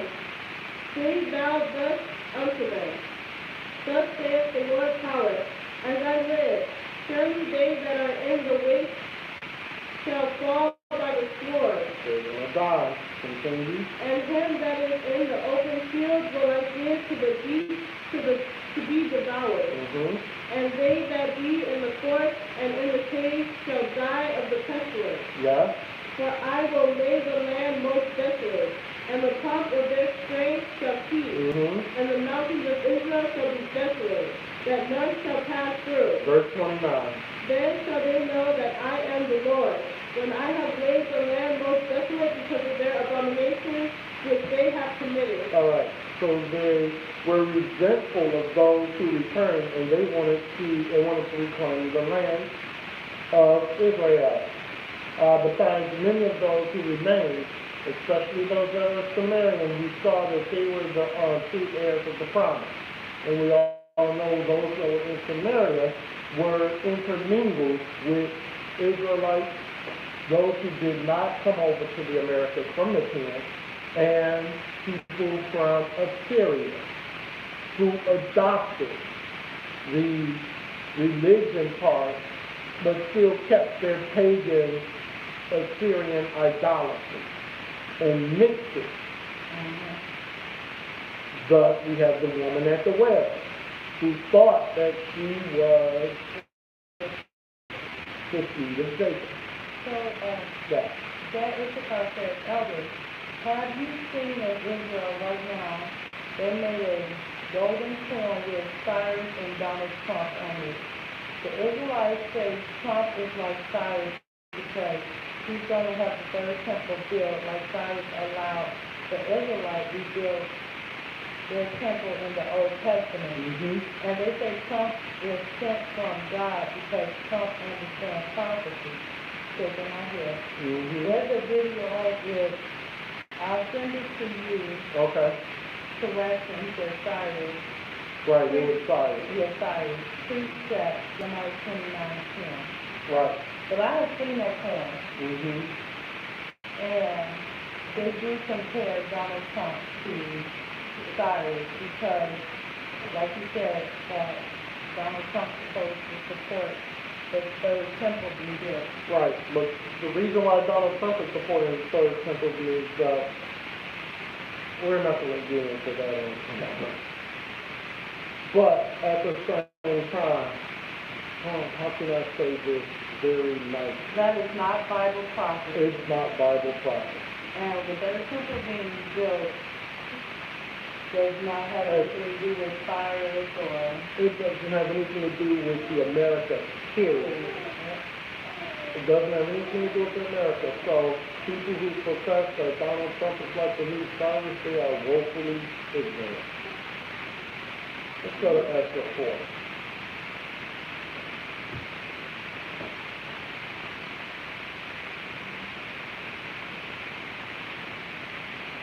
Ezra chapter 4, we're going to start at verse 1.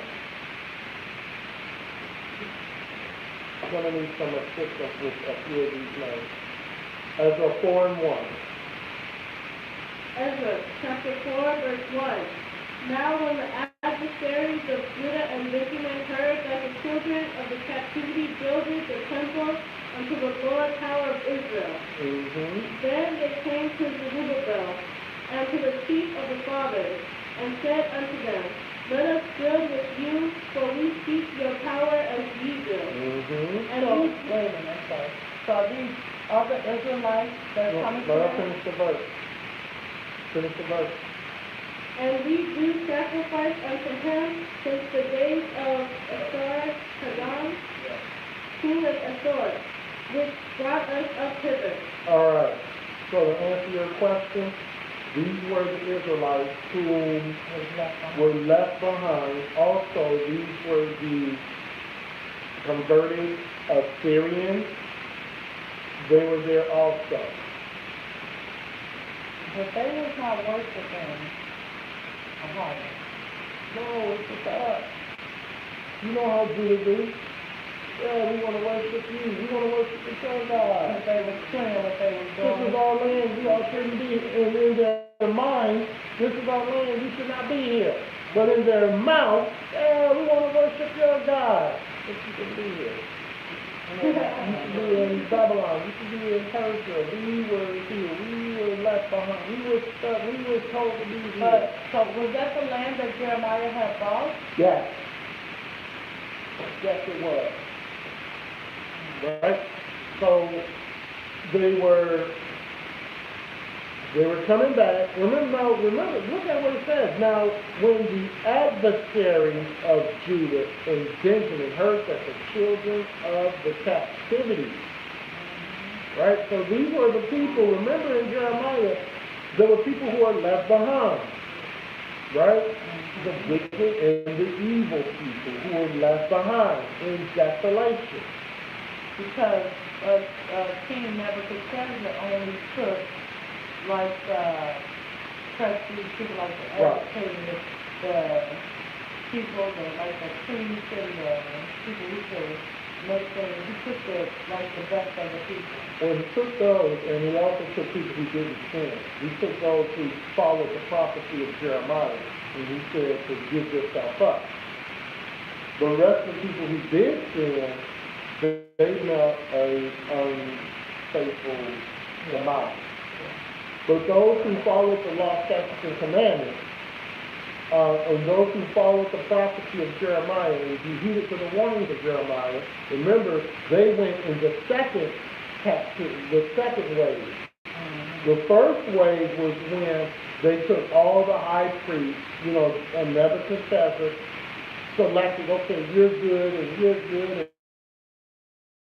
you're good with scripture, I'm with you, and you burn incense, well, I'm going to take you.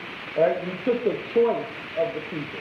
Yeah, when he came back a second time, that's when he took, okay, so since you all are in rebellion, let me see who is following what this Jeremiah prophet guy is saying.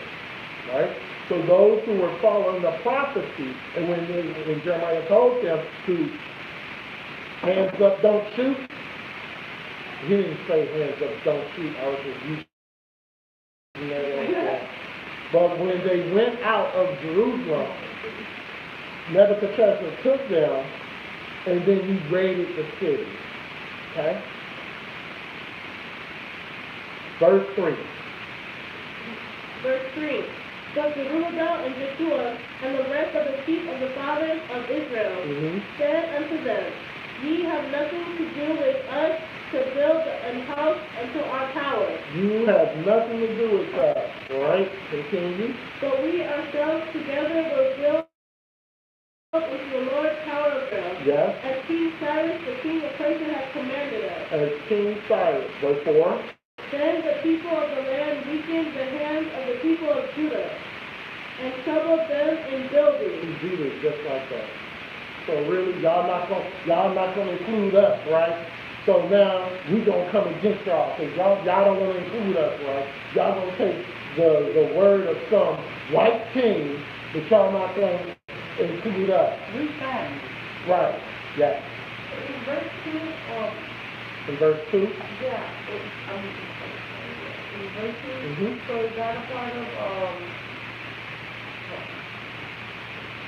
when you say, our Christian sacrifice the days of Ezra and the king of the sword of God of the king. So when we go here, we can say that that's being brought up and it comes up also.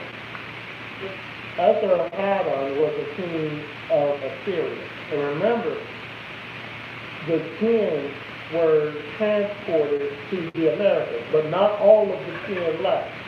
There was still some of the 10 who stayed behind. And those people who intermingled with the Israelites, with the Assyrians, became Samaria, the Samaritans. And the Samaritans moved into Jerusalem with the Judah and Benjamin, who were left behind from the Babylonian captivity.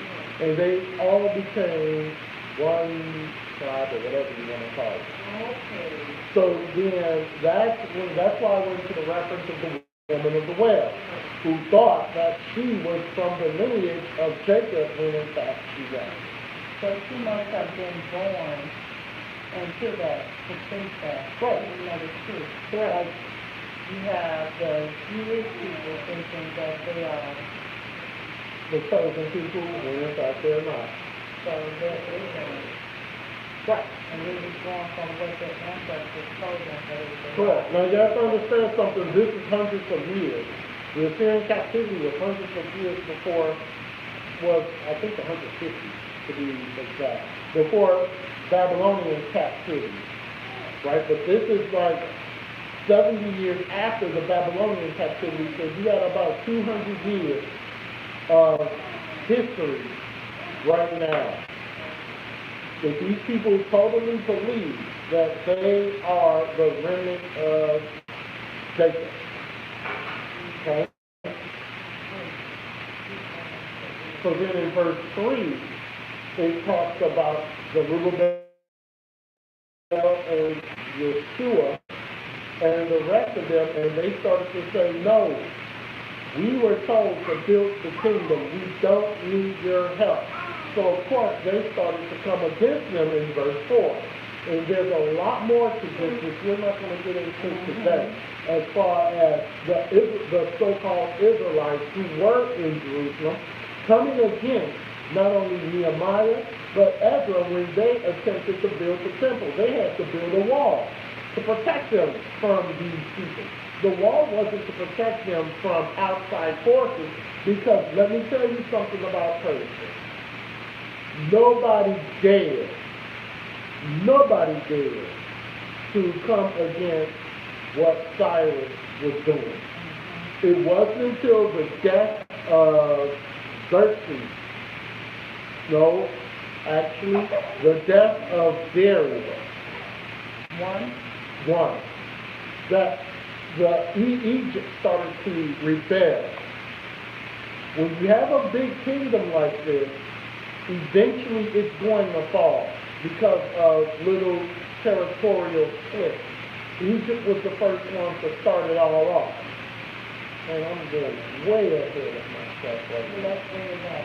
But at the same time, understand that when Cyrus made the decree, it went forth.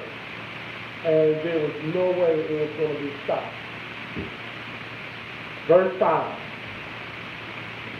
Verse 5. And Cyrus counseled against them to frustrate their purpose.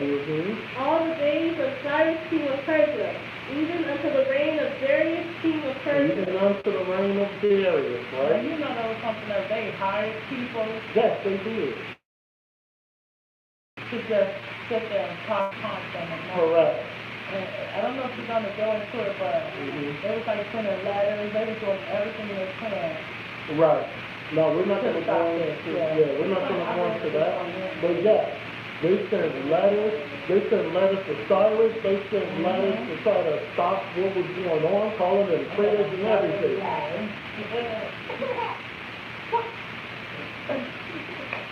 All right, the surrounding tribes saw the return as a threat to their own area. Because remember, Nebuchadnezzar made, I forgot who was governor over Jerusalem. And that still went on up until the return of Israel to Jerusalem. So throughout the next century, the return of the Israelites will be harassed by local people, like local tribesmen, who saw no benefit of having the walled city rebuilt. They didn't want to see a walled city rebuilt. There were problems with religion, and there was also problems with the return of the prophets. They didn't want them coming back either. Right? Let's go to Isaiah 59.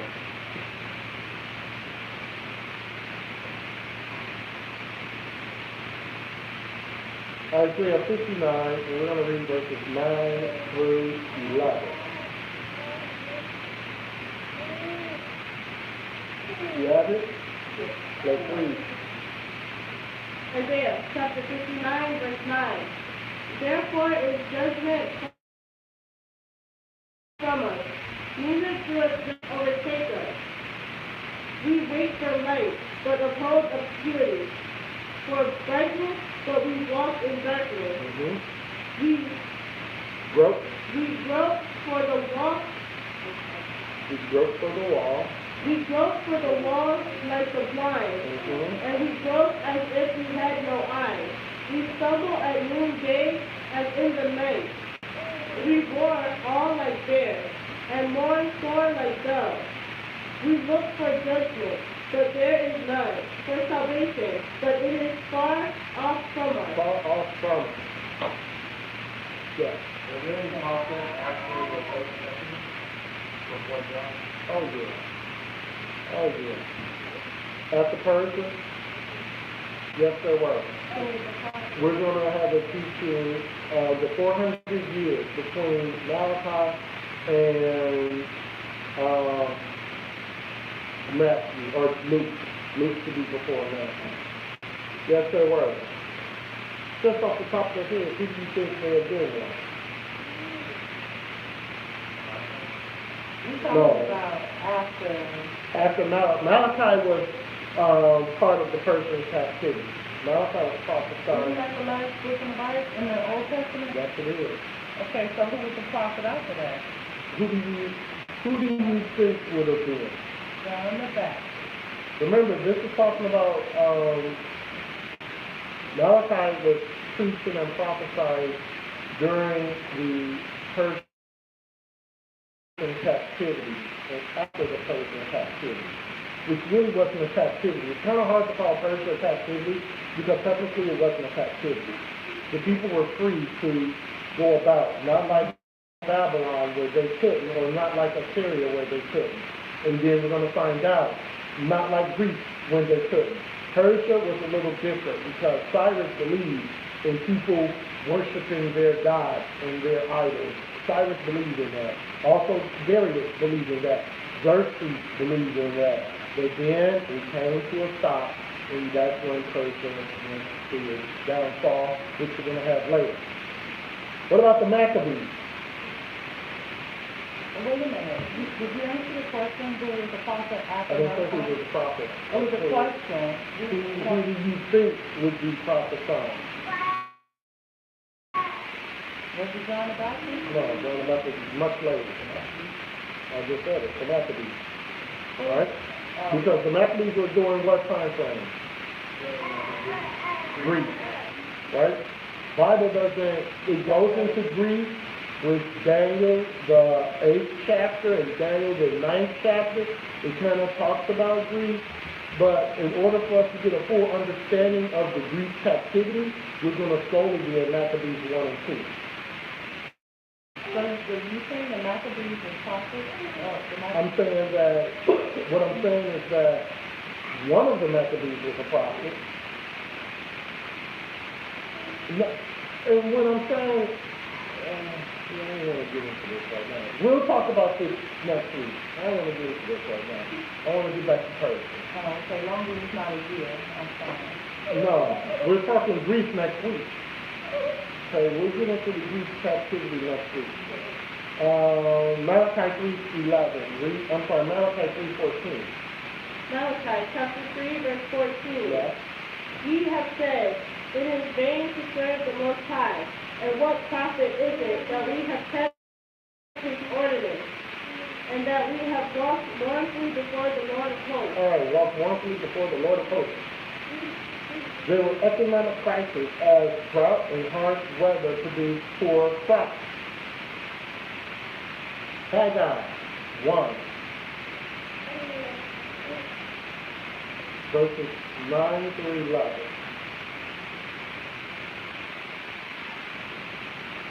So we're fully going to understand the Greek captivity next week, and then we get into Rome.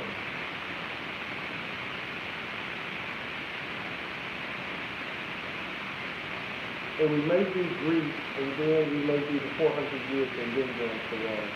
Because Rome is going to go into the south.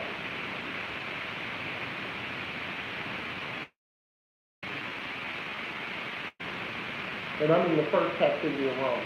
Because Rome, the Roman Empire stopped about 489 AD. So the Roman Empire lasted probably the longest out of all lasted. From 135 BC, I want to say, to 489 AD, which is a span of about 500 some odd years. So the Roman captivity really lasted, and we're going to go in depth with that first. Israel going in captivity now? Well, it was two parts. Remember, in the book of Daniel, there was a wound, Yeah. and that wound had to be healed. What was that wound? It was the fall of the Roman captivity, which we're going to show when we get to the Roman captivity. Not fun. All right, we got it? All right, let's read. Haggai chapter 1, verse 9. You looked for much, and lo, it came to little. And when you brought it home, I did blow upon it. Why saith the Lord of hosts? Because of mine house that is waste, and ye run every man after his own house. Remember, Haggai was prophesied at the Persian captivity, around the Persian captivity. Next verse. Therefore the heaven over you is stayed from dew, and the earth is stayed from her fruit. And I called for a drought upon the land and upon the mountains, and upon the corn, and upon the new wine, and upon the oil, and upon that which the ground bringeth forth, and upon men, and upon cattle, and upon all that labor of their hands. All right, let's skip over to the next chapter, Haggai 2, and we're going to read verses 15 and 17.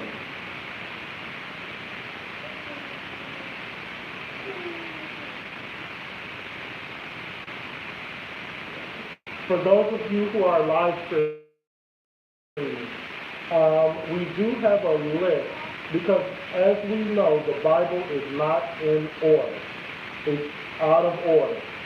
If you want a list of the Bibles that are, of the books of the Bible in the order, then send an email to gettothewilderness1@gmail.com, and we will forward you the list. It took me a while to try to figure out what book went where. But we have the books of the Bible in order according to the time frame of the Bible, and not according to the Jesuits who just mixed up the Bible itself. Ezra should not be towards the beginning of the Old Testament. It should be towards the end of the Old Testament. Esther, towards the end of the Old Testament. Malachi is in its proper place. But Ezra, Nehemiah, Haggai, Zechariah, they should be towards the end of the Old Testament. Job should be at the very beginning. Maybe have Genesis, the first several chapters of Genesis, then throw Job in there, and then continue with Genesis. Or have Genesis and then Job. But Job should be in the very beginning. And why is that? Because Job was one of the Egyptians. Haggai 2, we're going to start at 15. Read. Haggai chapter 2, verse 15. And now I pray you, consider from this day and upward, from before a stone was laid upon a stone in the temple of the Lord. 16. Since those days were, when one came to a heap of 20 measures, there were but 10. When one came to the press sack for to draw out 50 vessels out of the press, there were but 20. I smote you with blasphemy and with mildew, and with hail, and all the labors of your hands. Yet you turn not to me, saith the Lord. All right, so this is basically prophesying about those who were in rebellion and tried to stop the building of the temple. Now, Nehemiah and Ezra, both of those books are kind of mixed up.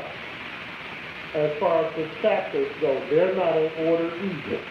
So you have to take your time when you're going through Ezra and Nehemiah to get some kind of understanding. What we do know is that about 538 is when Zerubbabel emerged as the leader of the returned exiles from Babylon. 538 is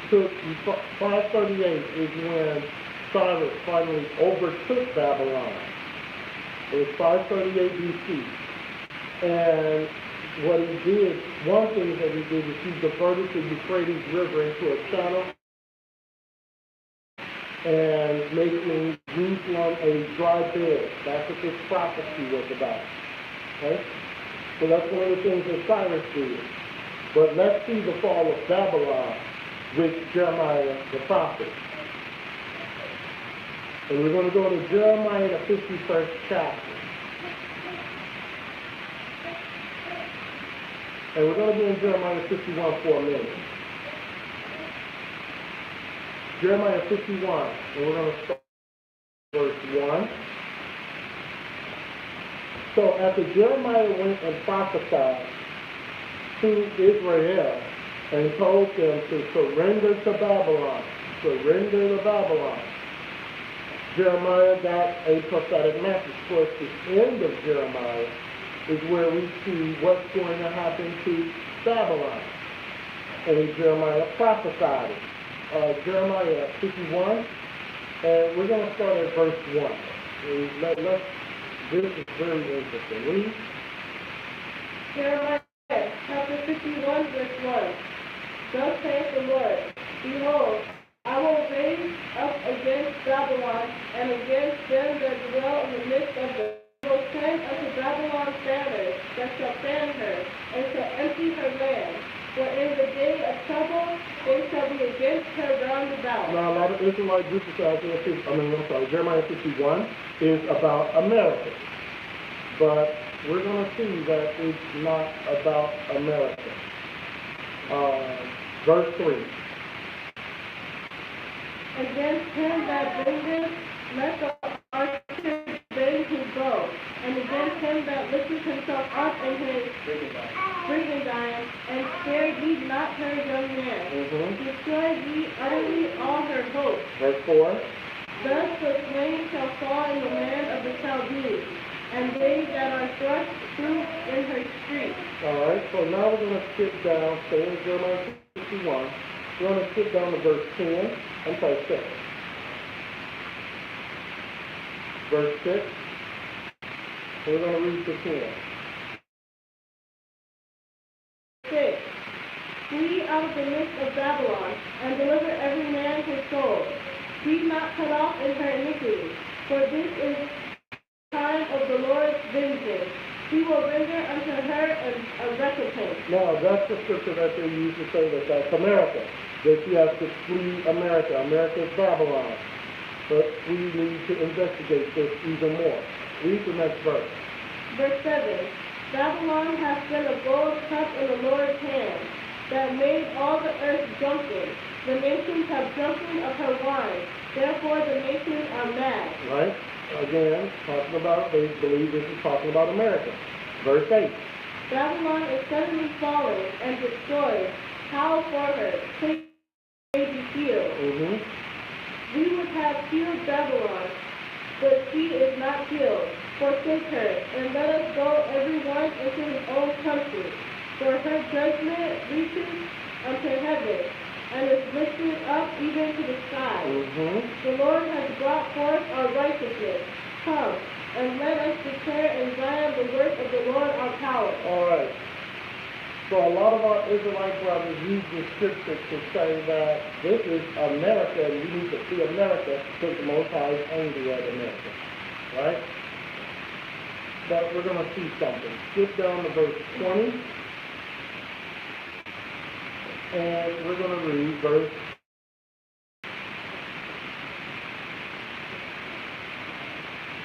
what? Okay, let's read. Verse 20. Thou art my battle axe, and weapons of war. For with thee will I break in pieces the nations, and with thee will I destroy kingdoms. And with thee will I break in pieces the horse and his rider. And with thee will I break in pieces the chariot and his rider. Yeah. With thee I will break in pieces old and young. And with thee I will break in pieces the young man and the maid. Who is when he said, and with thee? With who? Next verse. I will also break in pieces with thee the shepherd and his flock. And with thee will I break in pieces the husbandman and his yoke of oxen. And with thee I will break in pieces captains and rulers. And I will render unto Babylon and to all the inhabitants of Chaldea all their evil that they have done in Zion in your sight, saith the Lord. And who will he do this to? Let's get down to verse 44.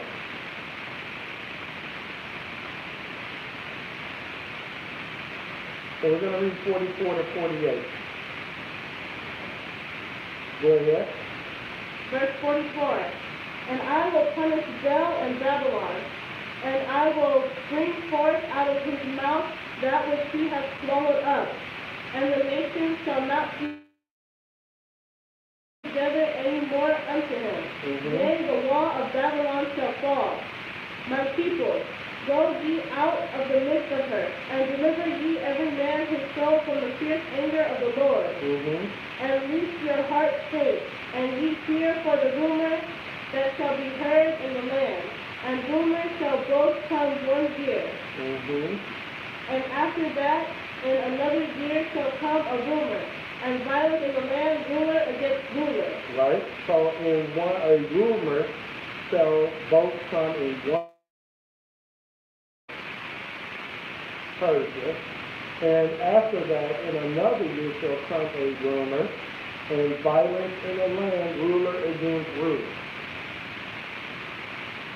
Violence in the land. All right? 47.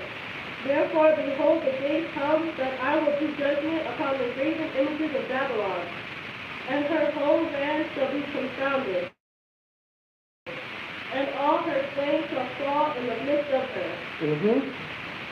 48. Then the heaven and the earth and all that is therein shall sing for Babylon, for the spoiler shall come unto her from the north, saith the Lord. All right. So, let's stay in Jeremiah 51. We're going to go down to verse 60. The ruler that's going to come is the Persian.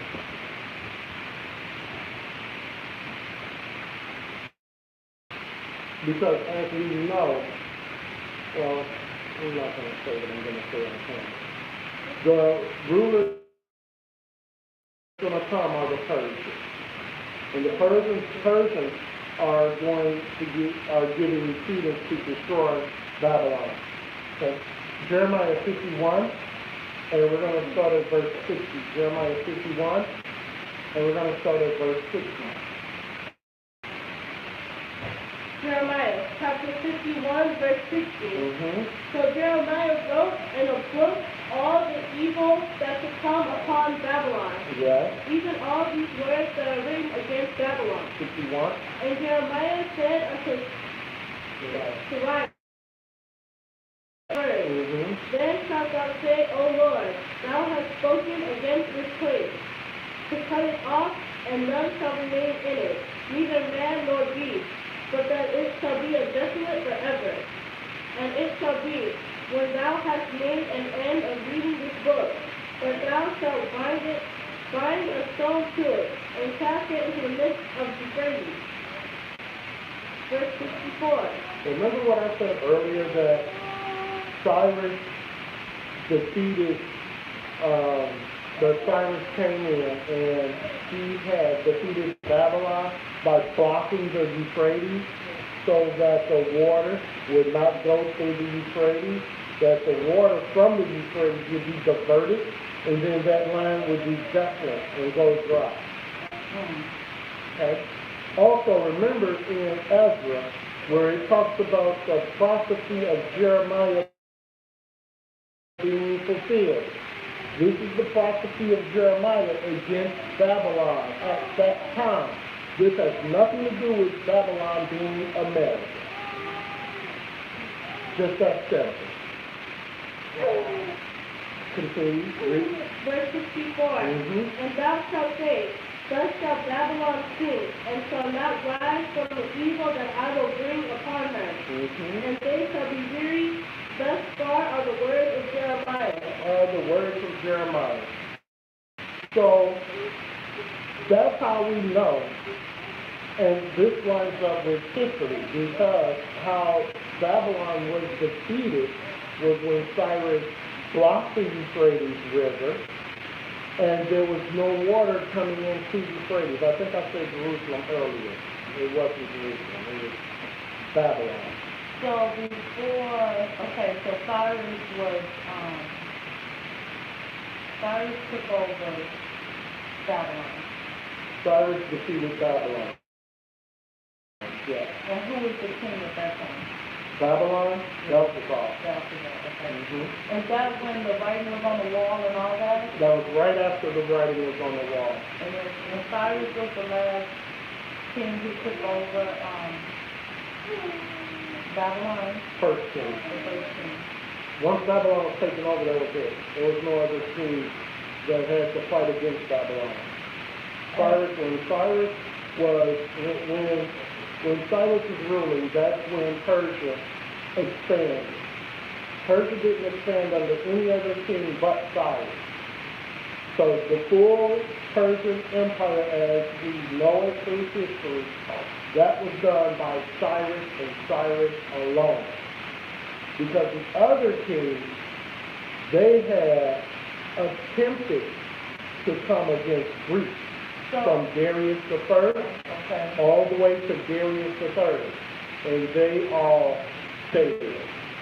And so when Cyrus came in, he was the one who set the Israelites free. Yes, Cyrus was the one who set the Israelites free. Okay. A lot of stuff happened under the reign of Cyrus. That's why we call Cyrus the Great. A lot of stuff happened under Cyrus the Great. The Persian Empire, from what we know, the map, and I think I got a map coming up soon, that was all Cyrus doing. The rest of the kings after that, they kept the order, but they all had one thing in common. Cyrus didn't get to Greece. He died before that even happened.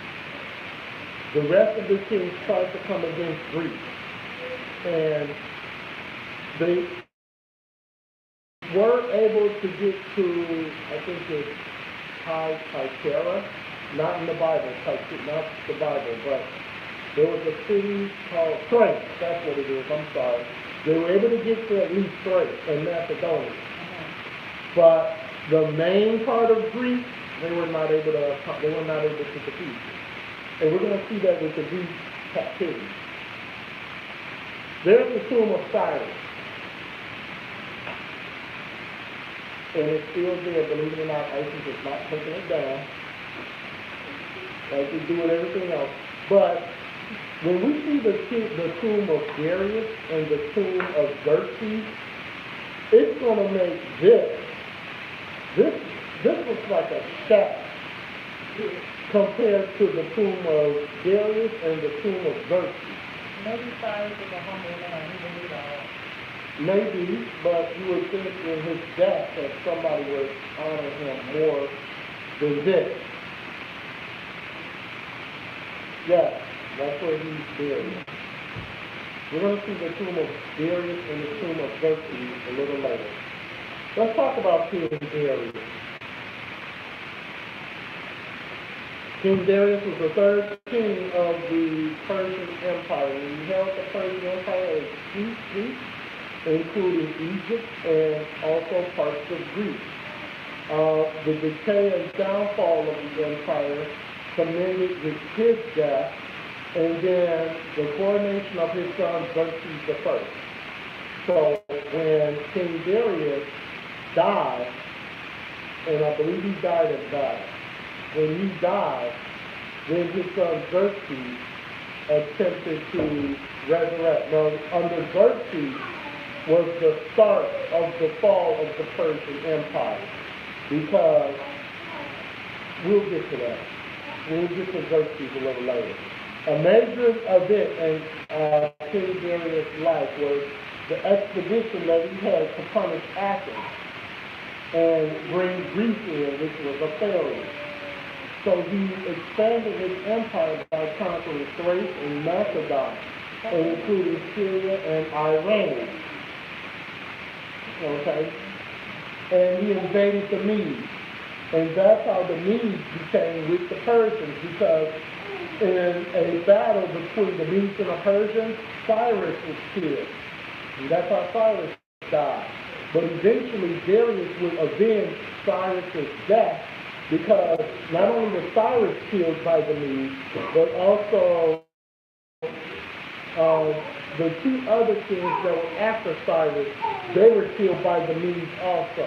And it wasn't until the reign of Darius where he came in and he conquered the Medes, and that's how you get the Medes and the Persians.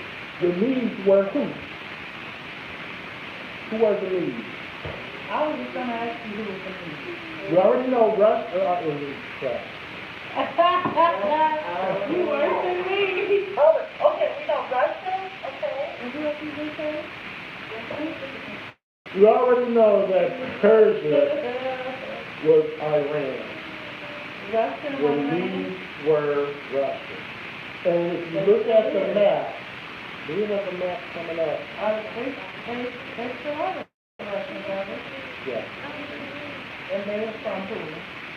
Russia. We're from Russia. We do got a map coming up very soon. I'll show you. All right. Common name for the several Medo-Persian kings from a Persian root, Darius, meaning restraint, or Darius, hold firm, or firmly hold, right? That was the lineage of the kings of the Medo-Persian, right? So they start with King Darius, and those kings were called Darius, or they held the title of Artaxerxes. It just depends on who you're talking about. Go to Daniel 5:31. So what do you think that he named his second child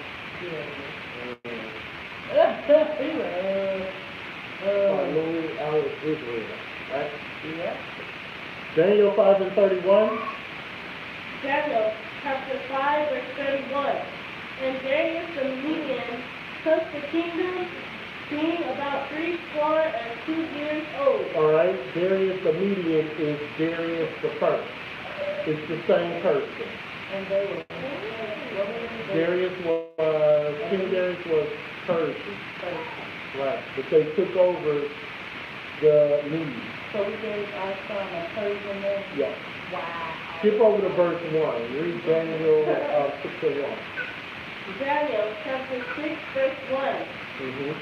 If we That was a mistake. Keep going. were to be over the whole kingdom, Now, those 120 princes were 20, and there were 120 different states in the Persian Empire.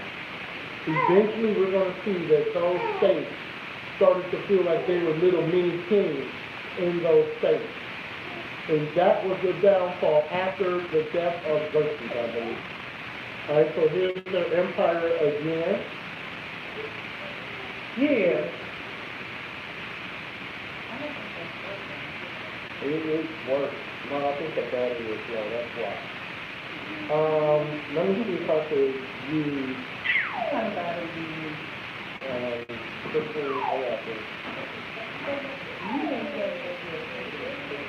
all right, right here is Russia. This is the name of the Medes up in this area. And even though this today is not Russia, it's Iran and Iraq, but it was called Russia, or it was called Media in here. Okay? So this is where the Medes were. And these are the people who killed Cyrus and the other two kings before Darius. Let's see the prophecy of Daniel. So when after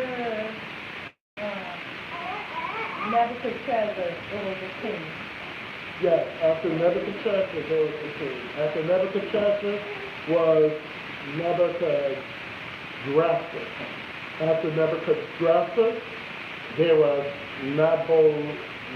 Were these his sons? Was he his son? Not Nebuchadnezzar, never left it. I think no, not Nebuchadnezzar. There was Nebuchadnezzar, there was Nebuchadnezzar, something like that. Then there was Nebuchadnezzar, then there was Belshazzar. Belshazzar was the grandson of Nebuchadnezzar, the son of Nebuchadnezzar. Nebuchadnezzar was not related. He wasn't related. So those were the 4 kings who ruled during the Babylonian captivity. Okay. Before they got taken over by right. who? Before they got taken over by the Persians under King Cyrus. Okay. Which is prophesied, which we read in Jeremiah, the 51st chapter. Okay. After that, Cyrus took over. Cyrus attempted to go after the Medes, and Cyrus was killed in battle trying to take over the Medes. His son, Cambyses, C-A-M something, Cambyses, was killed. There was another king, and everything was the king. He was killed. And then Darius came on, and Darius finally defeated the Medes, and that's how you get Darius the Medes, even though that was still Darius first. So Darius came on before Xerxes, who married Esther. So Darius was Xerxes' father. Correct. Okay.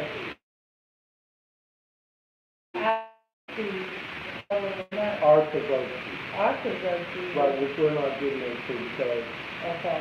we're going No, to... I was just, because at one point I knew, because you studied it a while back, Right. but I just had to know how the order was. Right. From Artaxerxes through to Darius III, I think there were like 7 different Persian kings. So Xerxes was trying to avenge his father's death. Correct. His father was Darius. Correct. All right, let's go to, well, no. It was given to Daniel, the prophet, however, to give the Medes and Persians their proper place in history. And 39. Everything you were talking about, Alexander the Great, even to Rome, the Romans, Okay, now. the Maccabees. Mm-hmm. I don't say nothing. Right, it's right there. Why do you sit there and write look at my Bible like that, you know? Now, the majority of the stuff that we're going to be talking about as far as Greek, we're going to be pertaining to the book of Daniel and 1st and 2nd Maccabees. And that's in here, because it said in between the Testament. Right, and when we get to the rest of in between the Testament, it's going to be more on learning about who the Essenes were, learning about...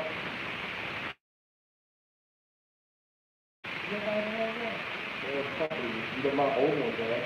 When we get into the in between the Testament, we're going to learn about how the Essenes came about.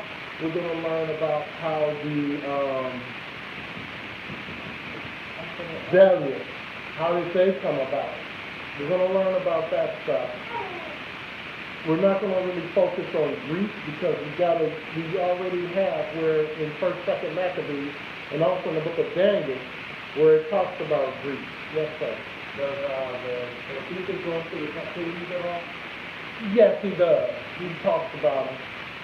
Yes. Is that a good place to look as well? When we look at this coming? You can. Or is it just a little bit? No, you can look into the thesis as far as getting information about the captivity. But if you want to pinpoint each one, then I would say like for Egypt, the Bible. For Babylon, the Bible. For Persia, the Bible. For Greece, the Apocrypha and the Bible. For Rome, you can get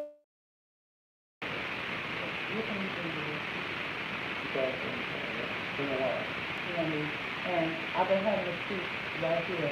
And because of Christianity, I didn't read my Bible. I didn't even know that. Look at this. I didn't know anything about that. Yeah, that you say very long things. Because Christians don't. That's why when everybody read the Bible that I hear, no, I'm not giving it to myself. That's too much up with me. Daniel 2:39, read. Daniel chapter 2, verse 39.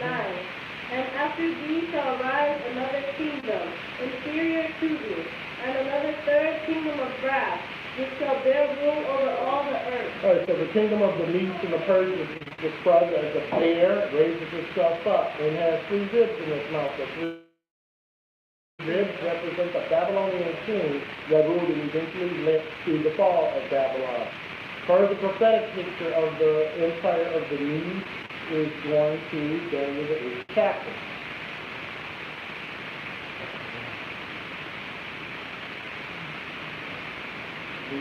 So while we look for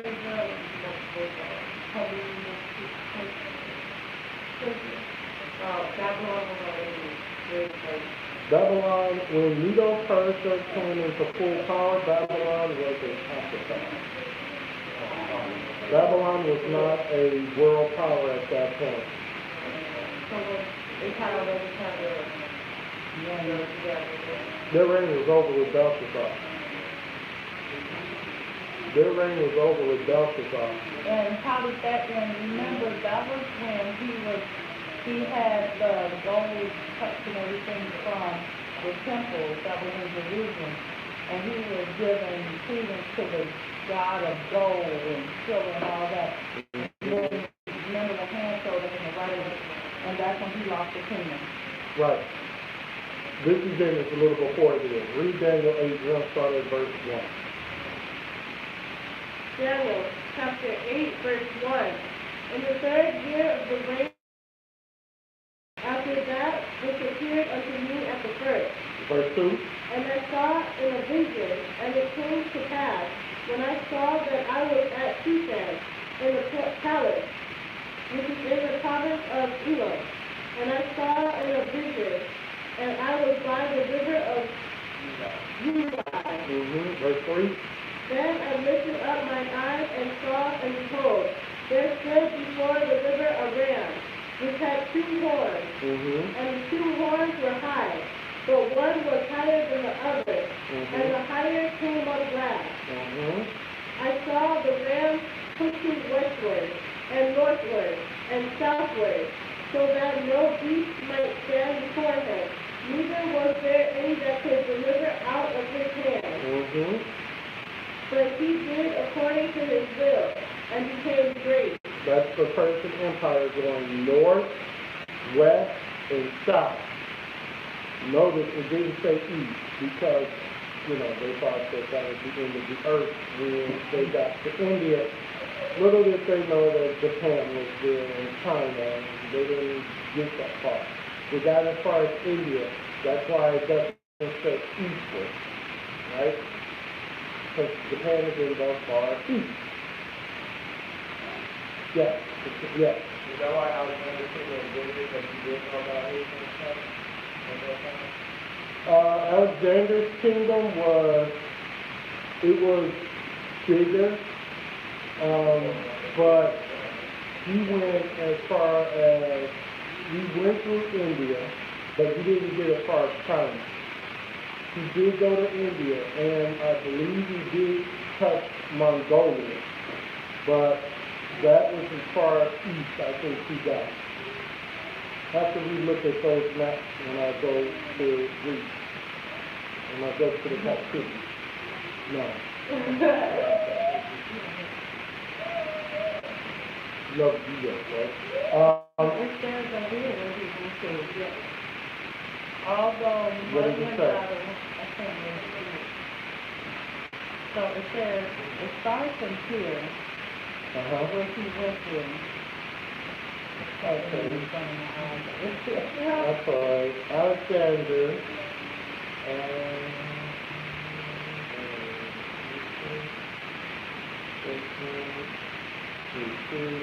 Egypt. Tyree, Alexander, David, Jesus, people. 48, you're about to read that. Welcome to Egypt, Persia. It's at the top of the page. It says India. Press as far as the Punjab region of India. So he went from, what did he start out at? From Greece And he went all the way to India.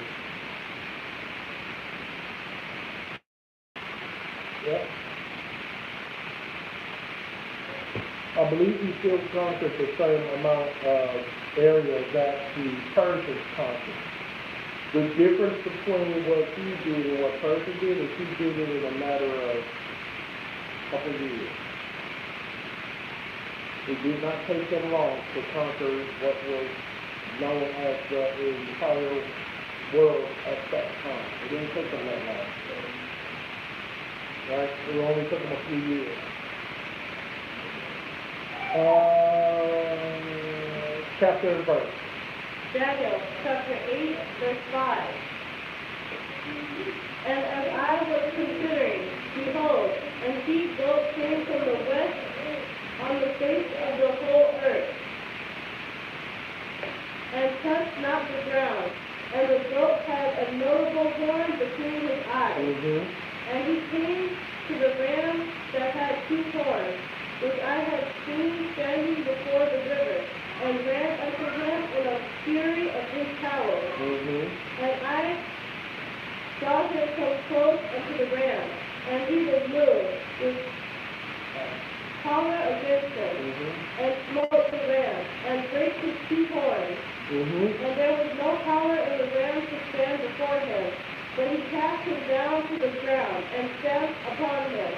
And there was none that could deliver the ram out of his hand. All right, so that goes into the prophecy of the Persian Empire being taken over by the Greek Empire. The lower horn refers to the kingdom of the Medes, and the higher horn represents Persia. The 4th verse describes the conquest of the west, north, south, and that's what Persia did. So Persia basically captured all of what was known at that time as the entire world. Greece only came through and did what Persia did, but they did it rather quickly. Darius the Mede is mentioned in a number of times in the Bible. Daniel 6:1, Daniel 6:6, Daniel 6:9, Daniel 6:25, 6:28, 9:1, and 11:1. Darius seems to have reigned under Cyrus in a governing faction, so Darius was more or less one of the princes that were holding positions like a governor, and then he came to power at Cyrus' death. Then he came up to power. The statement that Daniel prospered in the reign of Darius and in the reign of Cyrus the Persian. So we're going to go Daniel 6 and 28 and see that.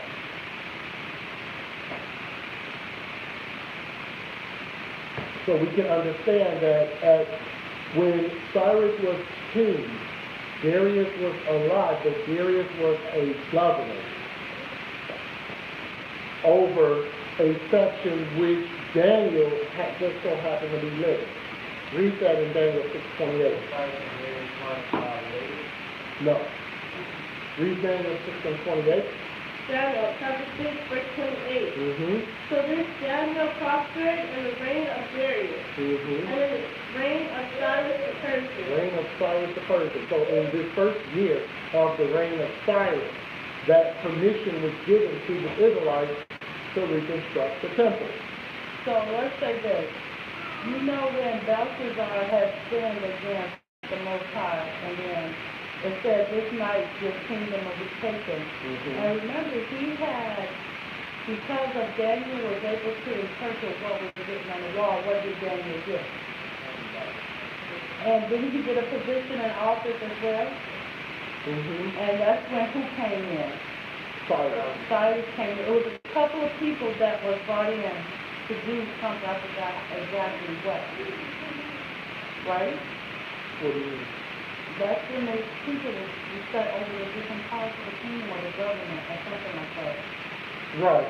It's in Daniel, I forgot. Right. Cyrus took over Babylon. And Daniel was given some type of Position. yeah. But that was, the position that he was given from Belshazzar, but then that was taken away because of the Persian captivity now. Then in Persia, he increased himself to the third in command or something like that. Right? But that's what you're talking about. I forget who king. I think that was King Darius because that has the whole lion den and stuff. Yeah. Happened around that time. Yeah. Which we're not going to go into that. Let's go to 2 Chronicles chapter 36. We're going to read 24 and 23. 2 Chronicles chapter 36, verse 22. Mm-hmm. Now in the first year of Cyrus king of Persia, that the word of the Lord spoken by the mouth of Jeremiah might be accomplished, the Lord stirs up the spirit of Cyrus king of Persia, that he made a proclamation throughout all his kingdom, and put it also in writing, saying, Thus saith Cyrus king of Persia, all the kingdoms of the earth hath the Lord power of heaven given me, and he hath charged me to build him an house in Jerusalem, which is in Judah. Who is there among you of all his people? The Lord his power be with him, and let him go up. And let him go up. Again, the rebuilding of the temple started with Cyrus, and then his son Cambyses, and then it ended with Darius. Right? Also, Cambyses had a son, and I forget what his name was. But he wasn't king for not long. I think it was less than a year. And he got killed by the Medes. Okay? And then it ended with the reign of Darius. Okay? Let's go to Ezra the 4th chapter. What?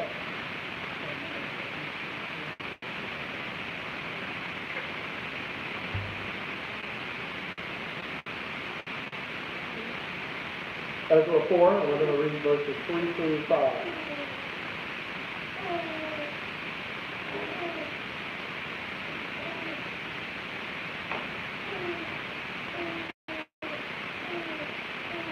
So that big thing went on that America was Babylon. Mm-hmm. People needed to get passports and to flee and all that. That was not true at all. Right, and we read this already. Ezra 4, verses 3 through 5. Yeah, we read that already. It talks about, let's read it again. It don't hurt. Read that, please. Ezra chapter 4, verse 3. So Zerubbabel and Joshua and the rest of the chief of the fathers of Israel said unto them, Ye have nothing to do with us to build an house unto our power. But we ourselves together will build into the Lord tower of Israel, as King Cyrus the king of Persia has commanded us. Yeah. Then the people of the land weakened the hands of the people of Judah, and troubled them in building, and hired counselors against them to frustrate their purpose, all the days of Cyrus king of Persia, even unto the reign of Darius king of Persia. Even to the reign of Darius king of Persia. All right, so we saw the tomb of Cyrus, right? Look at the tomb of Darius. Inside of a mountain? Side of a mountain. You got anything you want on the side? Oh no, it's pretty quiet.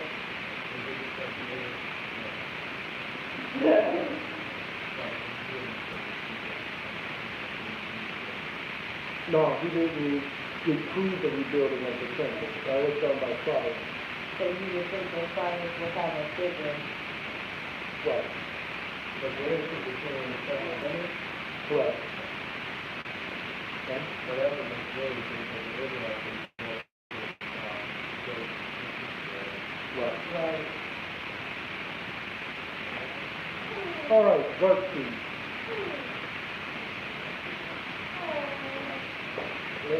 Xerxes.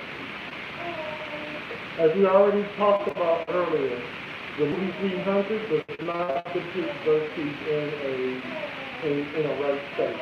Number one, he was not homosexual. That's what it There's looks like. rumors, there's stuff that he was homosexual. He was not homosexual. He was not a sexual pervert. Now, he did think of himself as a god. He did think of himself as a god. That is true. And he had a little bit of schizophrenia, huh? Right. So, that is true. Xerxes was not 8 feet tall, like the movie said he was. He was not 8 feet tall. Xerxes was 5'10" or 5'11", which at that time was pretty tall for Iranian men, because they normally have 5'4" to 5'5". So he was pretty tall in that instance. Also, like I said, he wasn't a pervert because he was totally dedicated to action. Okay? Artaxerxes is a common name described by many kings. Others of this title include Artaxerxes as Ezra 7:1, which we're going to get, was also known as Artaxerxes the First Longinus, who reigned from 465 to 425 BC. And then you have the Ahasuerus or Xerxes of Ephesus, who reigned from 486 to 465. So we're going to get Ahasuerus in a moment. So let's go to Ezra 7:1.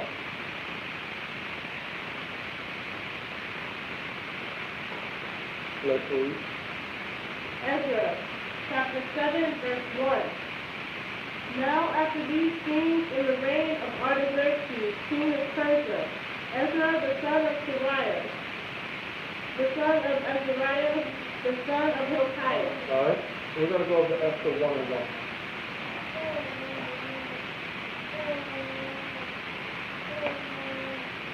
So we see Artaxerxes here, and then we see Ahasuerus here. And this Ahasuerus was the first. Okay. Esther 1:1. Esther, chapter 1, verse 1. Now it came to pass in the days of Ahasuerus. This is Ahasuerus which reigned from India even unto Ethiopia, over 107 provinces. All right, over 120 provinces. Those were different states in the Persian Empire. In Ezra 6:3 through Ezra 3:6-11, the root brothers given credit for laying the foundation of the temple. So let's go to Ezra chapter 3, verses 6-11, and then we're going to go back to Esther.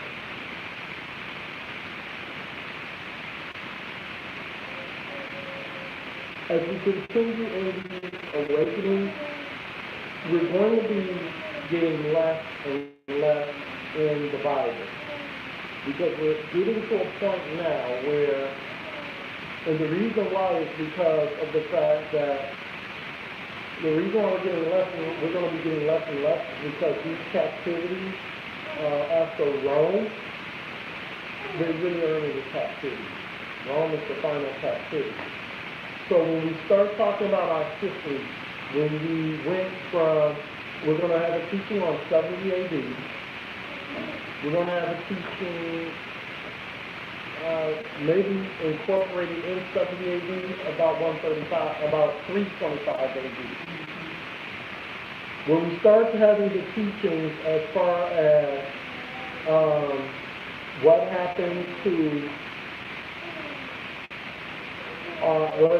us in Africa, we're going to be more in history books and into our books, Babylon or 10 books to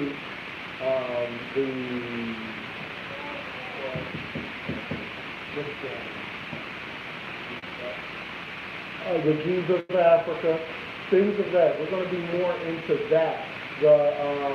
Hebrews to Negroes, more into that.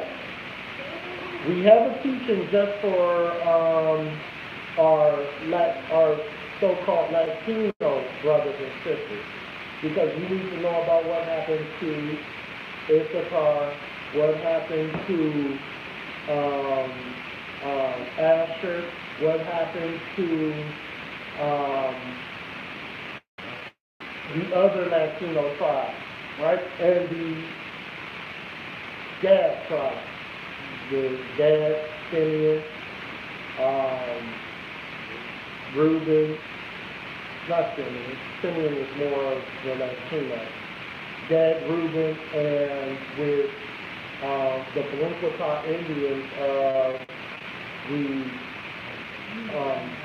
Puerto Ricans, the so-called Puerto Ricans, and the so-called Cubans.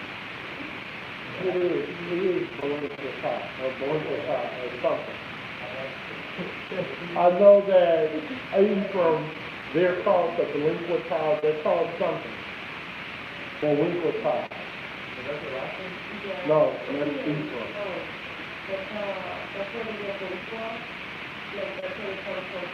See, that's what I'm trying to say, but I'm What does saying that mean? What is the linguist, he's like, the linguist guy? Not that, the people over there, people like I didn't know that was yeah. Mm-hmm. Oh, Brother Brown's got a song too? I'm sure you know. It's a song? Okay, Dad Issachar, help me out, because I know you know this. The Palenqueta or Baruchata Indians.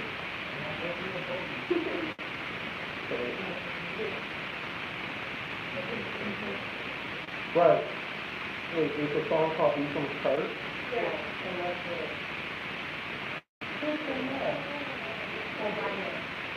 Who is that?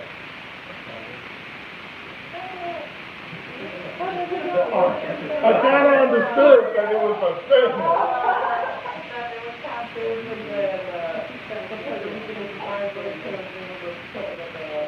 I'd like to hear it. You got it? No, we're not going to play it on the channel. I would just like to hear it. Okay. All right, Ezra chapter 3 and verse 6. Ezra 3 and 6. Let's read. Ezra, chapter 3, verse 6.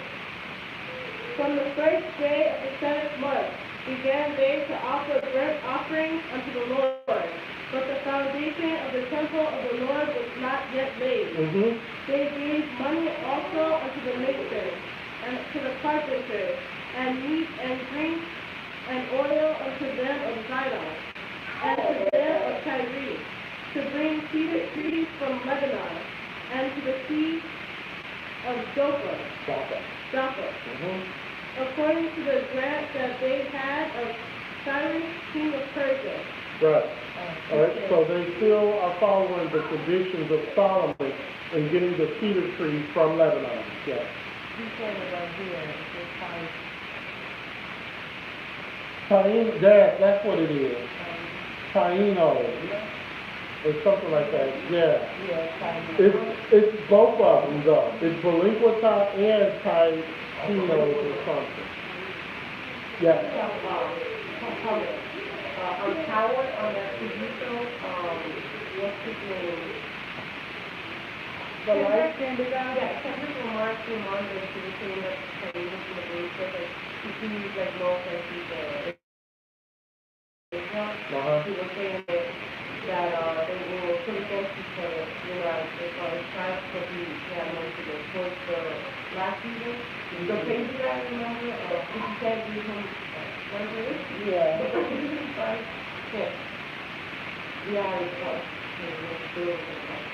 Right.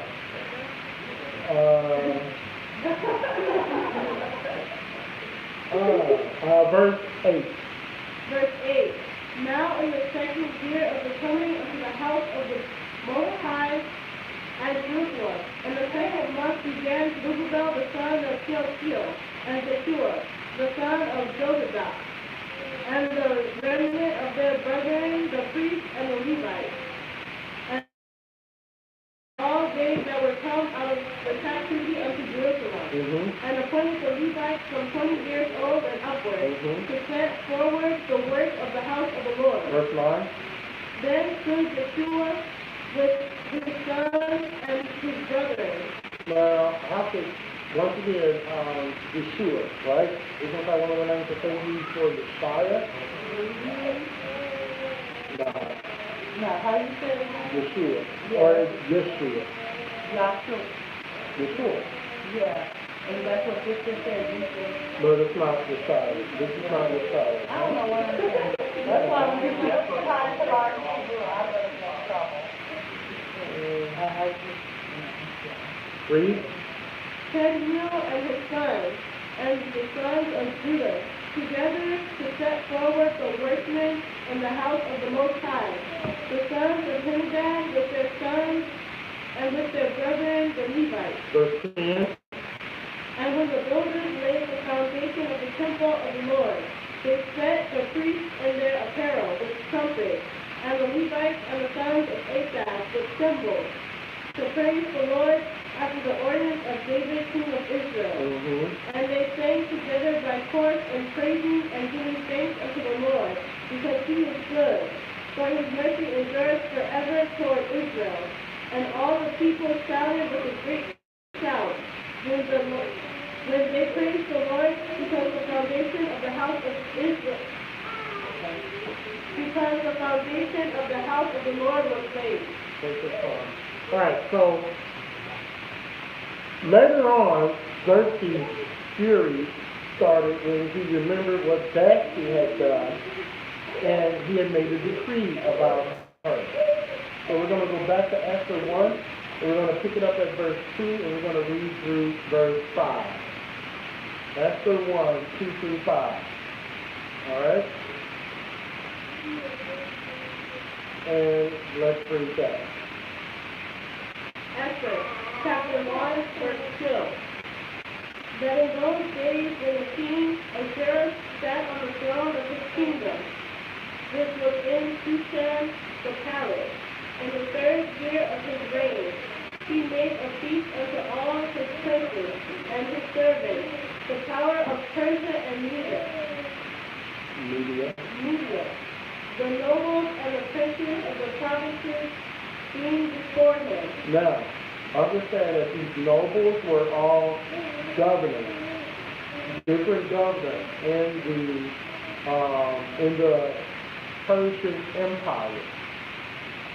And this is why he reacted the way he did when Vashti did not come, because they were there.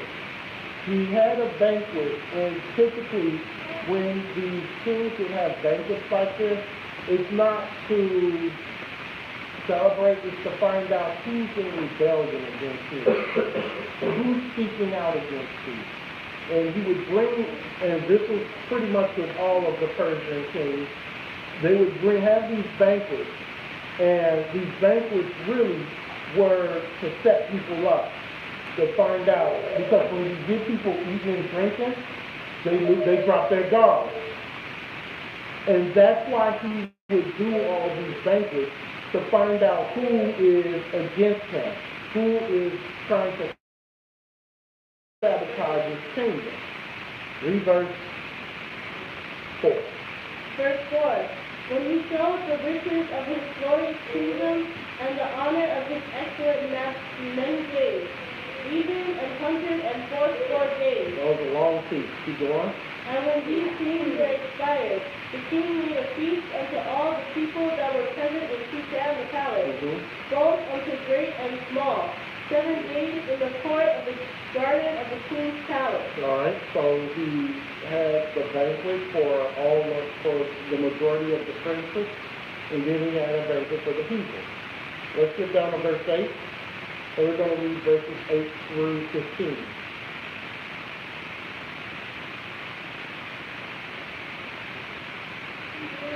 He's going to need assistance once you get to verse 10.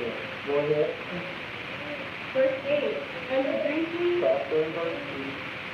Esther, chapter 1, verse 8. Go ahead. Let's read.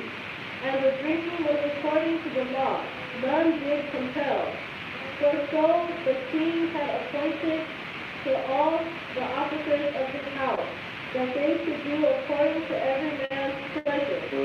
Also, Vashti the queen made a feast for the women in the royal house, which belonged to the king Xerxes. So she made a feast for the women. Next verse. On the 7th day, when the heart of the king was merry with wine, he commanded Mehuman, Biztha, Harbona, Biztha, and Abbathai, Zethar, and Carpus, the 7 chamberlains that served in the presence of Xerxes the king, to bring Vashti the queen before the king with the crown royal, to show the people and the princes her beauty, for she was fair to look on. And not the crown royal to drink either. Some of these alcoholics out there. Not the crown royal to drink. What, they had crown royal back then? They had that big purple bag? Or blue bag? Purple is blue, right? Or was it purple? I don't know. Purple. Yeah, purple and gold. See how thick that is? They had a purple and gold bag. That represents royalty. With a crown on it. Right. Crown royal.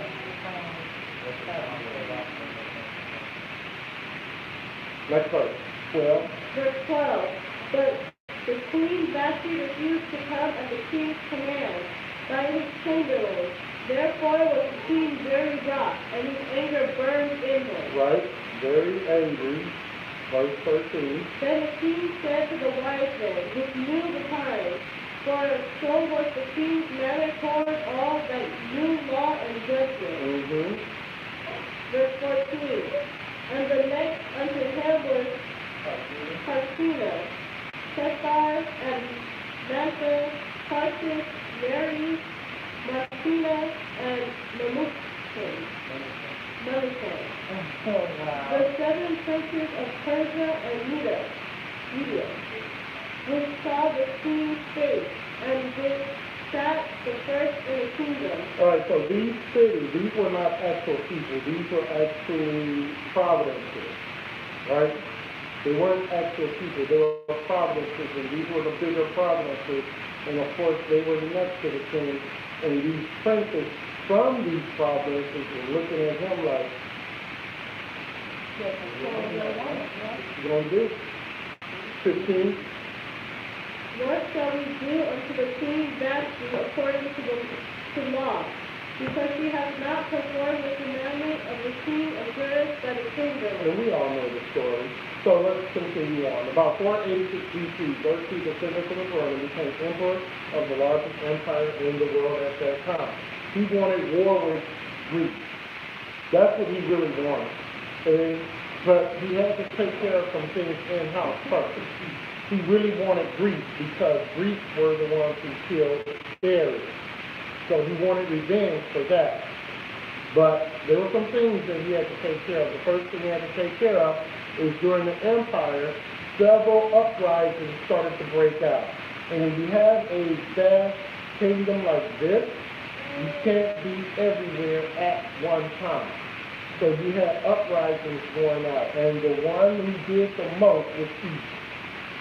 Egypt was rebellious against Babylon. Egypt was rebellious against Persia. Egypt was not so rebellious against Greece because Greece kind of later came. And then they weren't not that rebellious against Rome because Rome really annihilated them. And not to mention that he had Haman against him at the same time. Haman had his, not against him, right, but Haman had his own descendants. Right. Well, Haman comes later, a little later. We're not really going to talk about Haman because we kind of know it. We're not going to really talk about Haman, but Haman came a little later. These rebellions and everything started at the very beginning of Xerxes' reign. Yeah.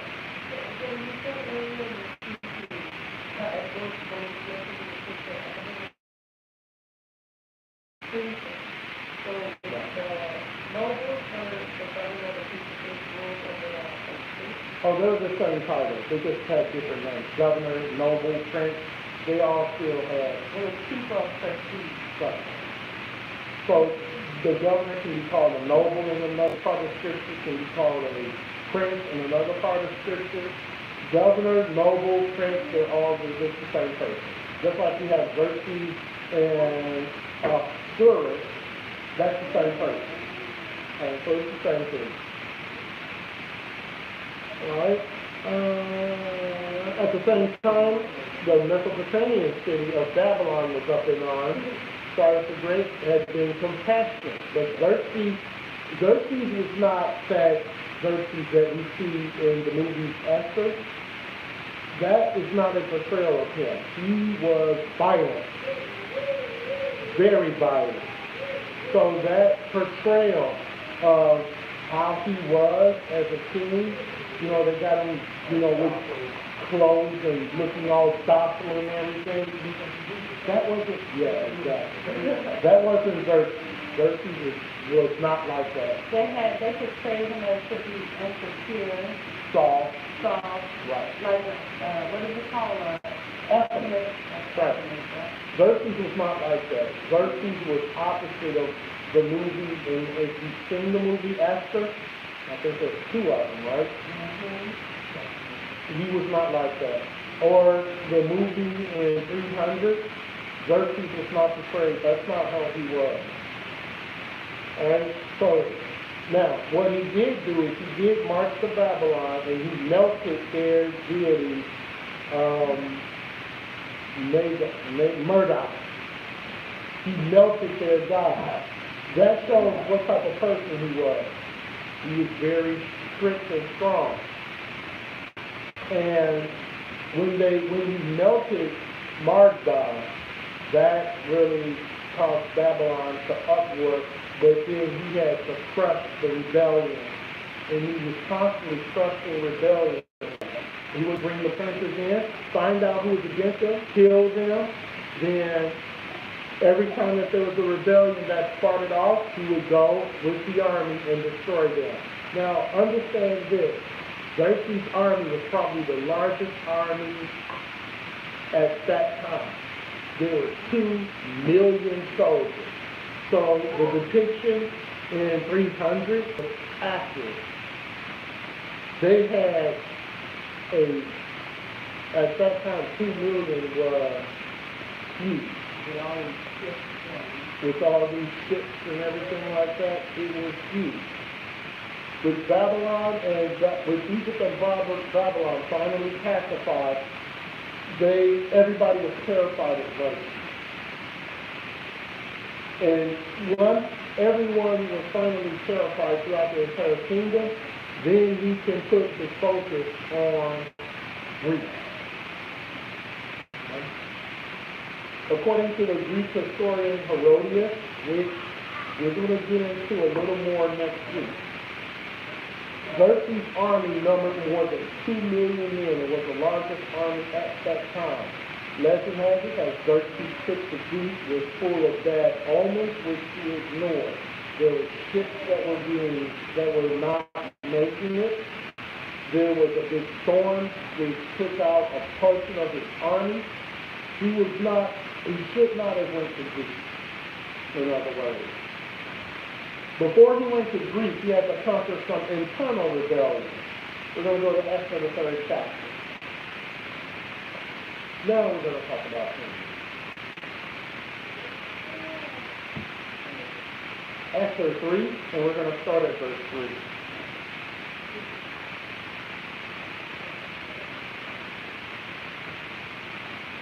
Let's read. Esther, chapter 3, verse 3. Did you say, why are you talking about me? Oh, goodness. Yeah, in the movie, maybe he said that, but not in real life. Read. Esther, chapter 3, verse 3. Yeah.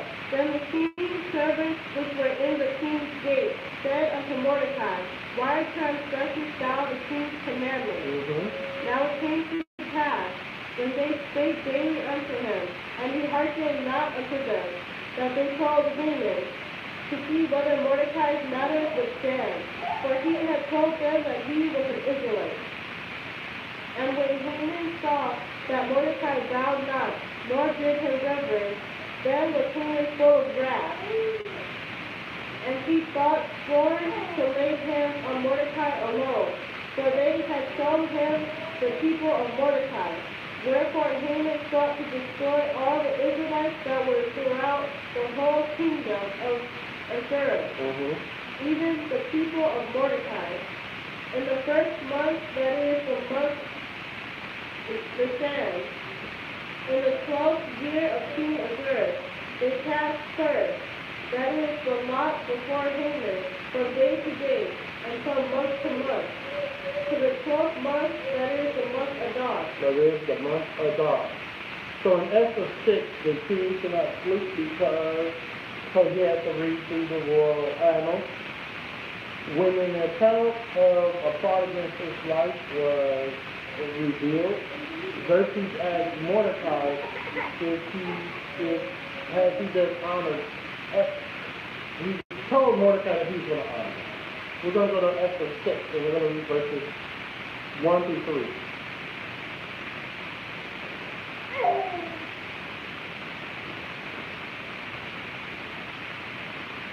Okay, let's read. Esther chapter 6, verse 1. On that night could not the king sleep, and he commanded to bring the book of records of the Chronicles, and they were read before the king. And it was found written that Mordecai had told of Bigthana and Teresh, two of the king's chamberlains, the keepers of the door, who sought to lay hands on the king of Ahasuerus. Yeah, verse 3. And the king said, What honor and dignity has been done to Mordecai for this? Then said the king's servants that ministered unto him. All right, so the annals were a newspaper. Basically, to put it generally, it was a newspaper. So the king was reading through these reports, and he found a report that Mordecai had basically announced and told that these chamberlains were trying to kill. Mordecai never went to Xerxes and told Xerxes that there's a plot to kill you. The movie was inaccurate. It was wrong. Oh, great. So the movie was inaccurate. Mordecai did not walk up to Xerxes and say, hey, there's a plot against your life, Xerxes. That did not. Esther 8. The house of Haman was given to Esther, and his position in the royal court was given to Mordecai. Even though now Haman is out the way, the plot to kill the Israelites is still there. Okay. Yeah, because the decree had already been out, right? Correct. And like you said earlier, that it was like 7 days away, so. Right. Throughout the entire territory, it took like 7 days to travel with force. Esther 8, we're going to start at verse 1.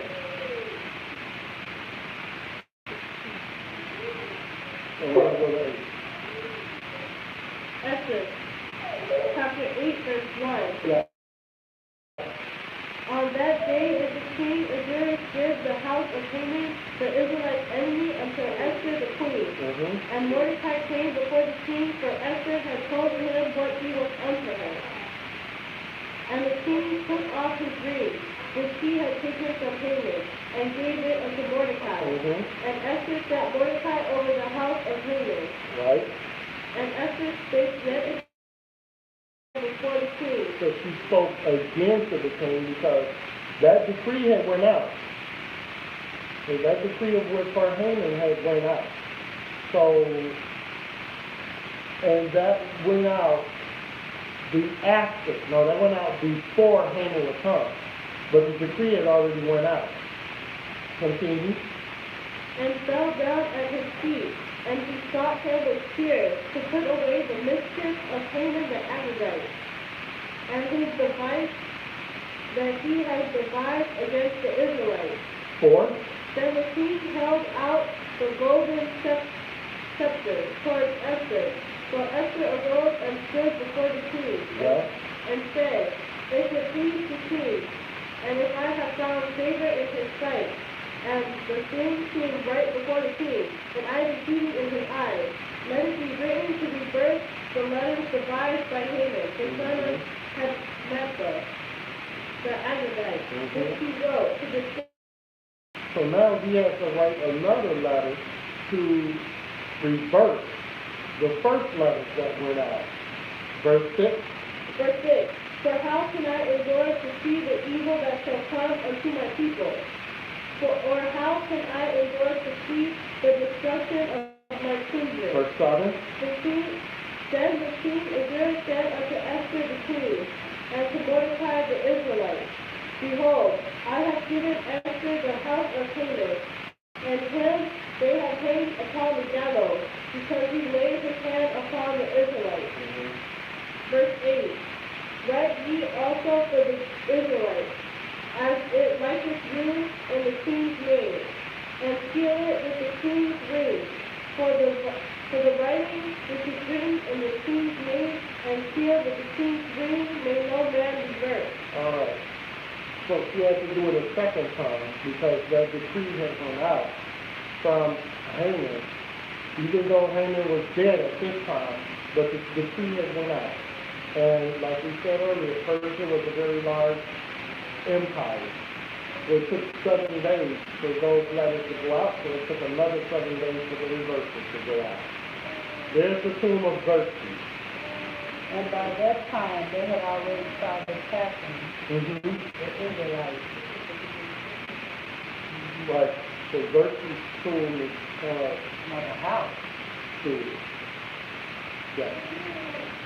So the letters that come was to say that the Israelites were against No, the letters that went out at first were to exterminate these Israelites because they were in rebellion against Xerxes.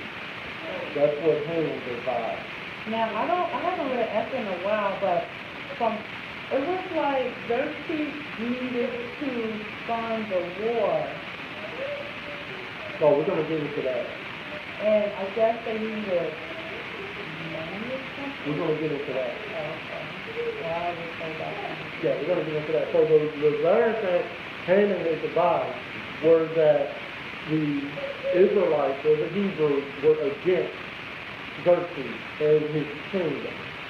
So those were the first letters that went out. Once it was found out in the palace what Haman was up to, and Esther was an Israelite, then at that point, Haman was hung. Well, The letters had already went out. So now the second letter, Esther went to the king a second time. And so that second time, the king told them, just go ahead and write the letter, I'll sign it. Just write what you want, I'll sign it, put my signal on it. So those second letters then went out to the kingdom. Now when the first letters went out, was to destroy, was to destroy all of Israel. and I believe to take their goods. Right. So the first letter went out was to kill all the Israelites. Mm-hmm. And telling everybody, the army, to kill all the Israelites. Right. And so when they teach it, they stop there. Right. They don't continue to go forward to say Well, they that. stop at Haman. They don't go to the second letter. Well, yeah, they don't, even in churches, they don't teach that decree had went out and that the Israelites still have to fight. Right. The army did come to try to kill them. Right.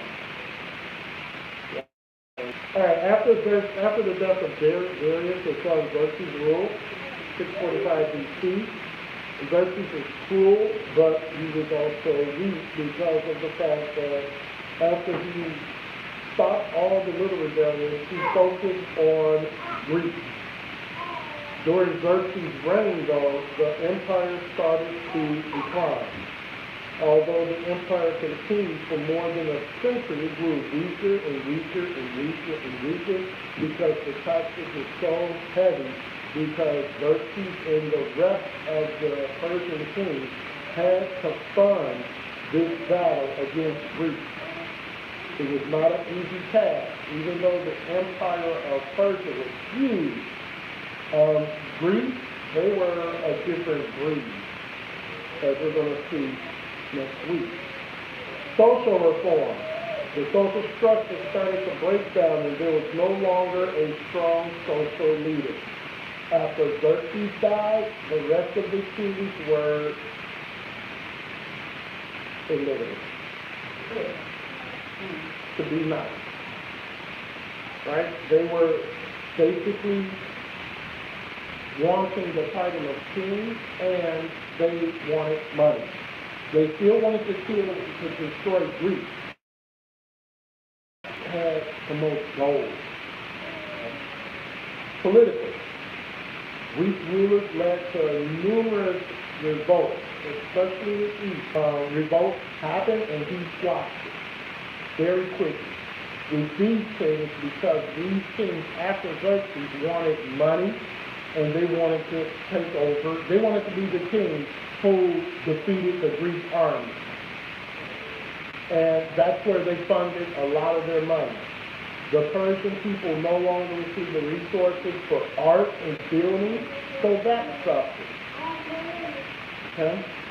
Here's some ancient architecture of Persia. Okay? So they were really good at building, but because of the fact the taxes came in, they couldn't build no more. Okay? Economics. So like I said earlier, the Persian kings started to hoard the gold and silver, and instead of putting it through the kingdom, they kept it for themselves. So there was a lot of economic depression. There was a lot of revolts that happened because as the kings are taking their money, the taxes are getting harder and harder and harder on the people.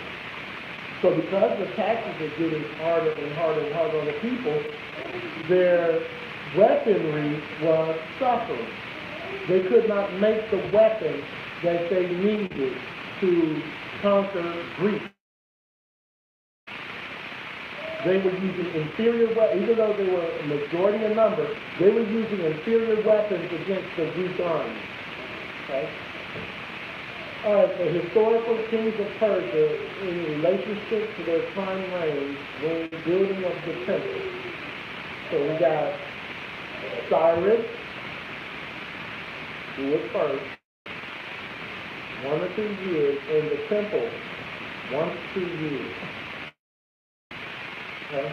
Then you have Candace, who reigned for 7 or 8 years, and there was no rebuilding of the temple at that time. He didn't use anything to rebuild the temple. It went from Cyrus, and that's why the Bible goes Cyrus to Darius. It doesn't mention his king because he didn't have anything to do with the rebuilding of the temple. So you got Darius, who reigned for 33 years, and during those 33 years, 12 years, the temple was being rebuilt. And then you have Xerxes, who reigned 7 years. 5 of those years was the temple being built. So let's do a recap, and then we'll close with questions. So here you can see the Babylonian Empire was from 605 BC to 539 BC. In the Babylonian Empire, you have Nebuchadnezzar, Babylon's first invasion. This is when Daniel was captured. Babylon's second invasion is when Ezekiel was captured. All right, then you have the prophet Jeremiah.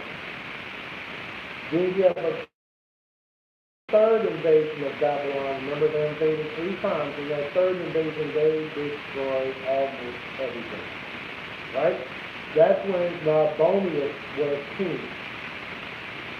Then you have the fall of the Babylonian Empire about 539 BC, and then the start of Cyrus the Great. During Cyrus and Darius' reign, Zerubbabel returned and rebuilt the kingdom. The temple. Yeah, sorry. The temple then continues to be rebuilt. Then you got the prophet Haggai, right up in here. You have the prophet Zechariah. Then, of course, you have Malachi, you have Ezra, and Nehemiah should be set with right here. Ezra first, and then Nehemiah. Esther becomes king right about here. Esther becomes queen right about here and rescues the Israelites. Okay? So we got the temple being rebuilt, the Zerubbabel returning first, King Darius' reign, then you have King Xerxes' reign. Esther becomes queen, saves the Israelites from here.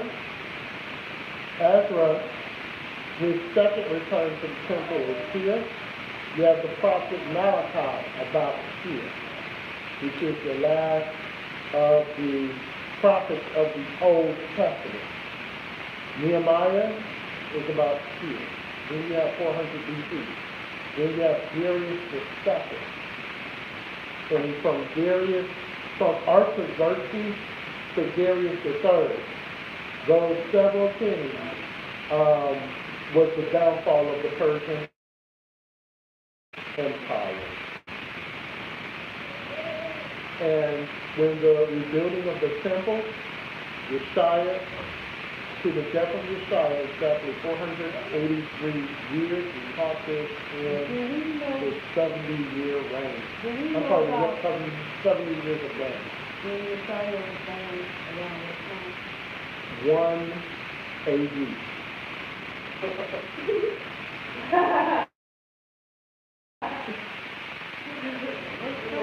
Yeah, 1 AD. That's when Messiah was born. AD is after that. Right? So, or you can call 1 CE. Right. Because BC is before Christ. So it's CE or AD, depending. CE is probably during the life of Christ, of Josiah, and then AD would be the death.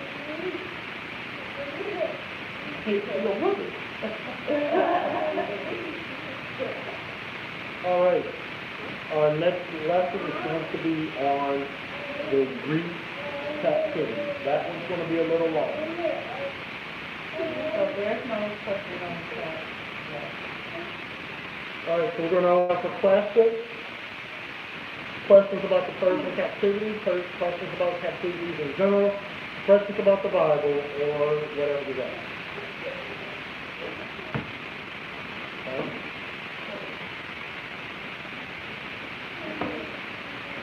So the downfall,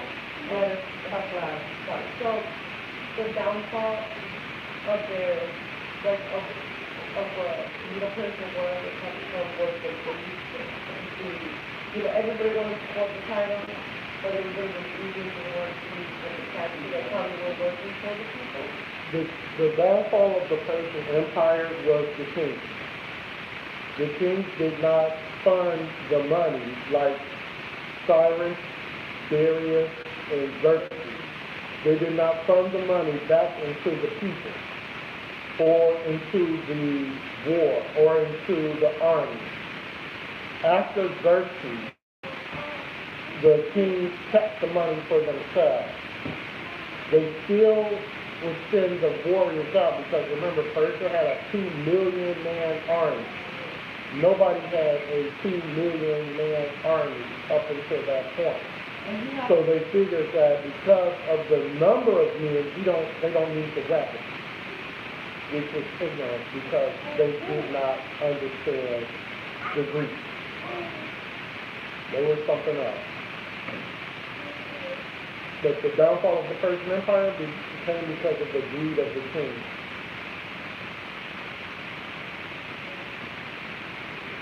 You got a question? All right then. Anything else?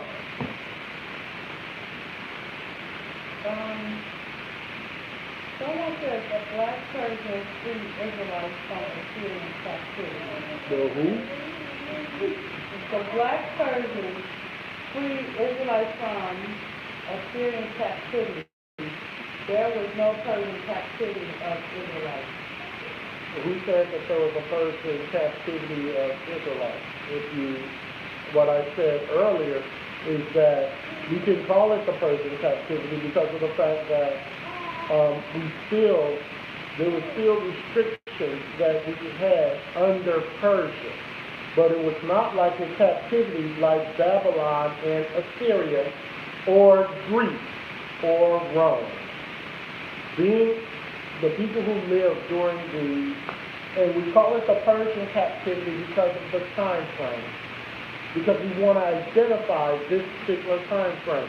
But we were still under captivity because of the fact we were not allowed to go to Jerusalem and build the temple for ourselves. We had to get permission from Cyrus to build the temple. Still have unrestricted by government at my home. Exactly. So they said, look it up. Google immortal gods of Israel. Oh, now you're going back to the movie. The Persians were also a Negro people. Persians were, okay. Persians, This person said they're from Iran. right, they are from Iran. No, they said they are from. Oh, you're from Iran. Yeah. Great. So then you know that you are a Hamite then, right? You must know that you're a Hamite then. You're not from Yafet and you're not from Shem. You are a Hamite. And let's understand something, because the Persians and everything at this time, yes, they were dark color, but they were not Shemites. They were Hamites. You originated as a Hamite. So, yes.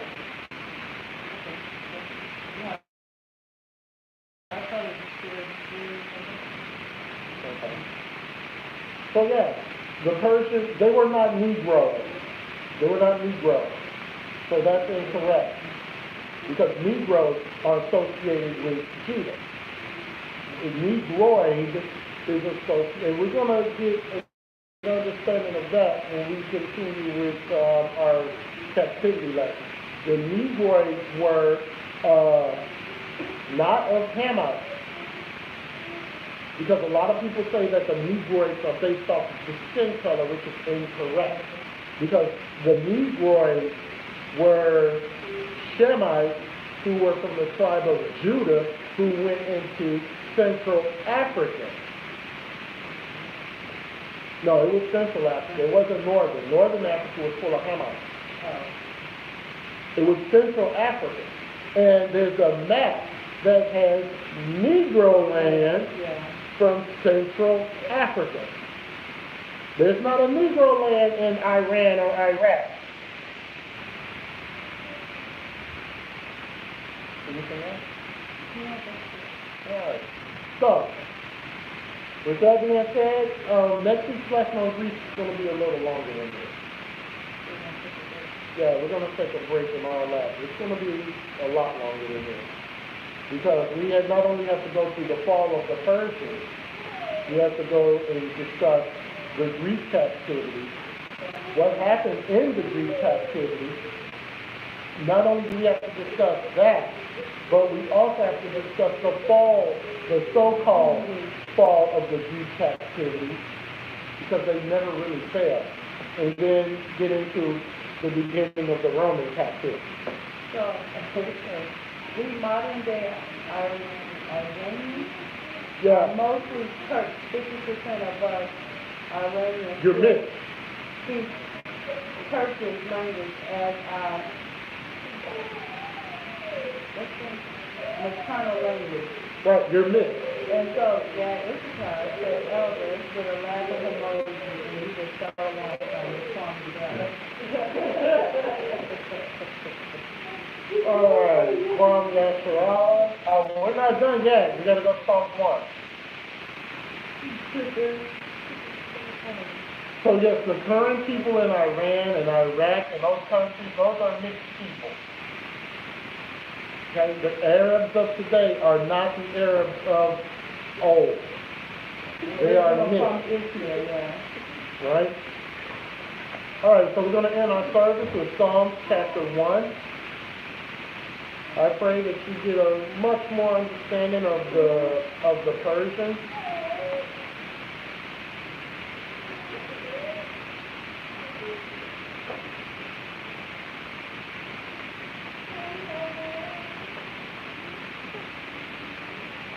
All right, Psalms 1. Blessed is the man that walketh not in the counsel of the ungodly, nor standeth in the way of sinners, nor sitteth in the seat of the scornful. But his delight is in the law of the Lord, and in his law doth he meditate day and night. And he shall be like a tree planted by the rivers of water, that bringeth forth his fruit in his season. His leaf also shall not wither, and whatsoever he doeth shall prosper. The ungodly are not so, but are like the chaff which the wind driveth away. Therefore the ungodly shall not stand in the judgment, nor sinners in the congregation of the righteous. For the Lord knoweth the way of the righteous, but the way of the ungodly shall perish. So we will see you all next week when we talk about the fall of the Persian captivity, the rise of the Greek captivity, and the fall of the Greek captivity, and the start of the Roman captivity. All right? So we'll have a lot to discuss next week as we continue the Hebrew Israelite awakening. And we will see you all next Shabbat. Next Shabbat, also on Friday, our lesson is going to be on salvation. We have no Yes. Farsi is not Persian. They deliberate have called Farsi, which used to be called Dari. Persians can make people think we are the Persians, but we are not. No, then who said that you were Persian? We are heavily mixed with Turkish and Slav. Mm-hmm. Slavic. Right. So, no, I'm not, we're talking about Persia, we're talking about Persia back then. We're not talking about Persia now. Persia right now, of course, is Iran. Iranian people right now are not fully, there are some fully Iranian people still there. Okay, but the majority of Iran is mixed with Turkish, mixed with Slavic, mixed with Saudi Arabia, mixed with different people. We understand that. Farsi, I've heard of Farsi, but I really don't know what that is. I know it's a language that they speak in Iran. But I don't know as far as the dialects of the different dialects that are spoken in Iran. Because I know there's several. Okay? But Farsi, I know that that's a language that they spoke in Iran, and it's a mixture dialect. It's not, in fact, what language that we speak now is not a mixture of something. That's why you're trying to go back to ancient Hebrew. Correct. Okay. So what language is not a mixture of languages? It's not. But good conversation. I pray that you tune into our channel more. Good conversation. I would like to know more about Persia from someone who's actually in Iran. If you know the voice of teachers, and I found it educational. Please like and subscribe. Also hit the bell notification to get alerts and go back. All right, so remember, if you want the Old Testament books in order for your study or whatever the case may be, you can send an email to gettothewilderness1@gmail.com, and we will send you a list of the Bibles that are the book of Bibles in order according to the time frame that these books were supposed to be written in. And you'll be very amazed at why the Old Testament is so out of place. All right, so bid you all shalom. Shalom. Wait a minute. Yeah, it's because, Elder, you already know I want the order. I'll be waiting. I'll give it to you later on today or tomorrow or Monday. You'll get it before Monday. And Brother Amen, I'll send it to you also. I think we sent it to you once before, but I'll send it to you again. And anyone else, just send an email, and we'll send you the books of the Bible in order. And what person said, people here are all new immigrants to this region. What region is that? What region are you in Iran? We have tribes here that are called the English Sea by other people. Right, I know that there's tribes in Iran. We said they're called the English Sea by other people. Okay, what does that mean, the English Sea?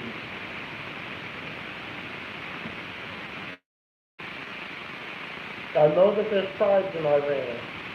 I don't know what the English Sea means. And I know that certain people, certain tribes speak Persian.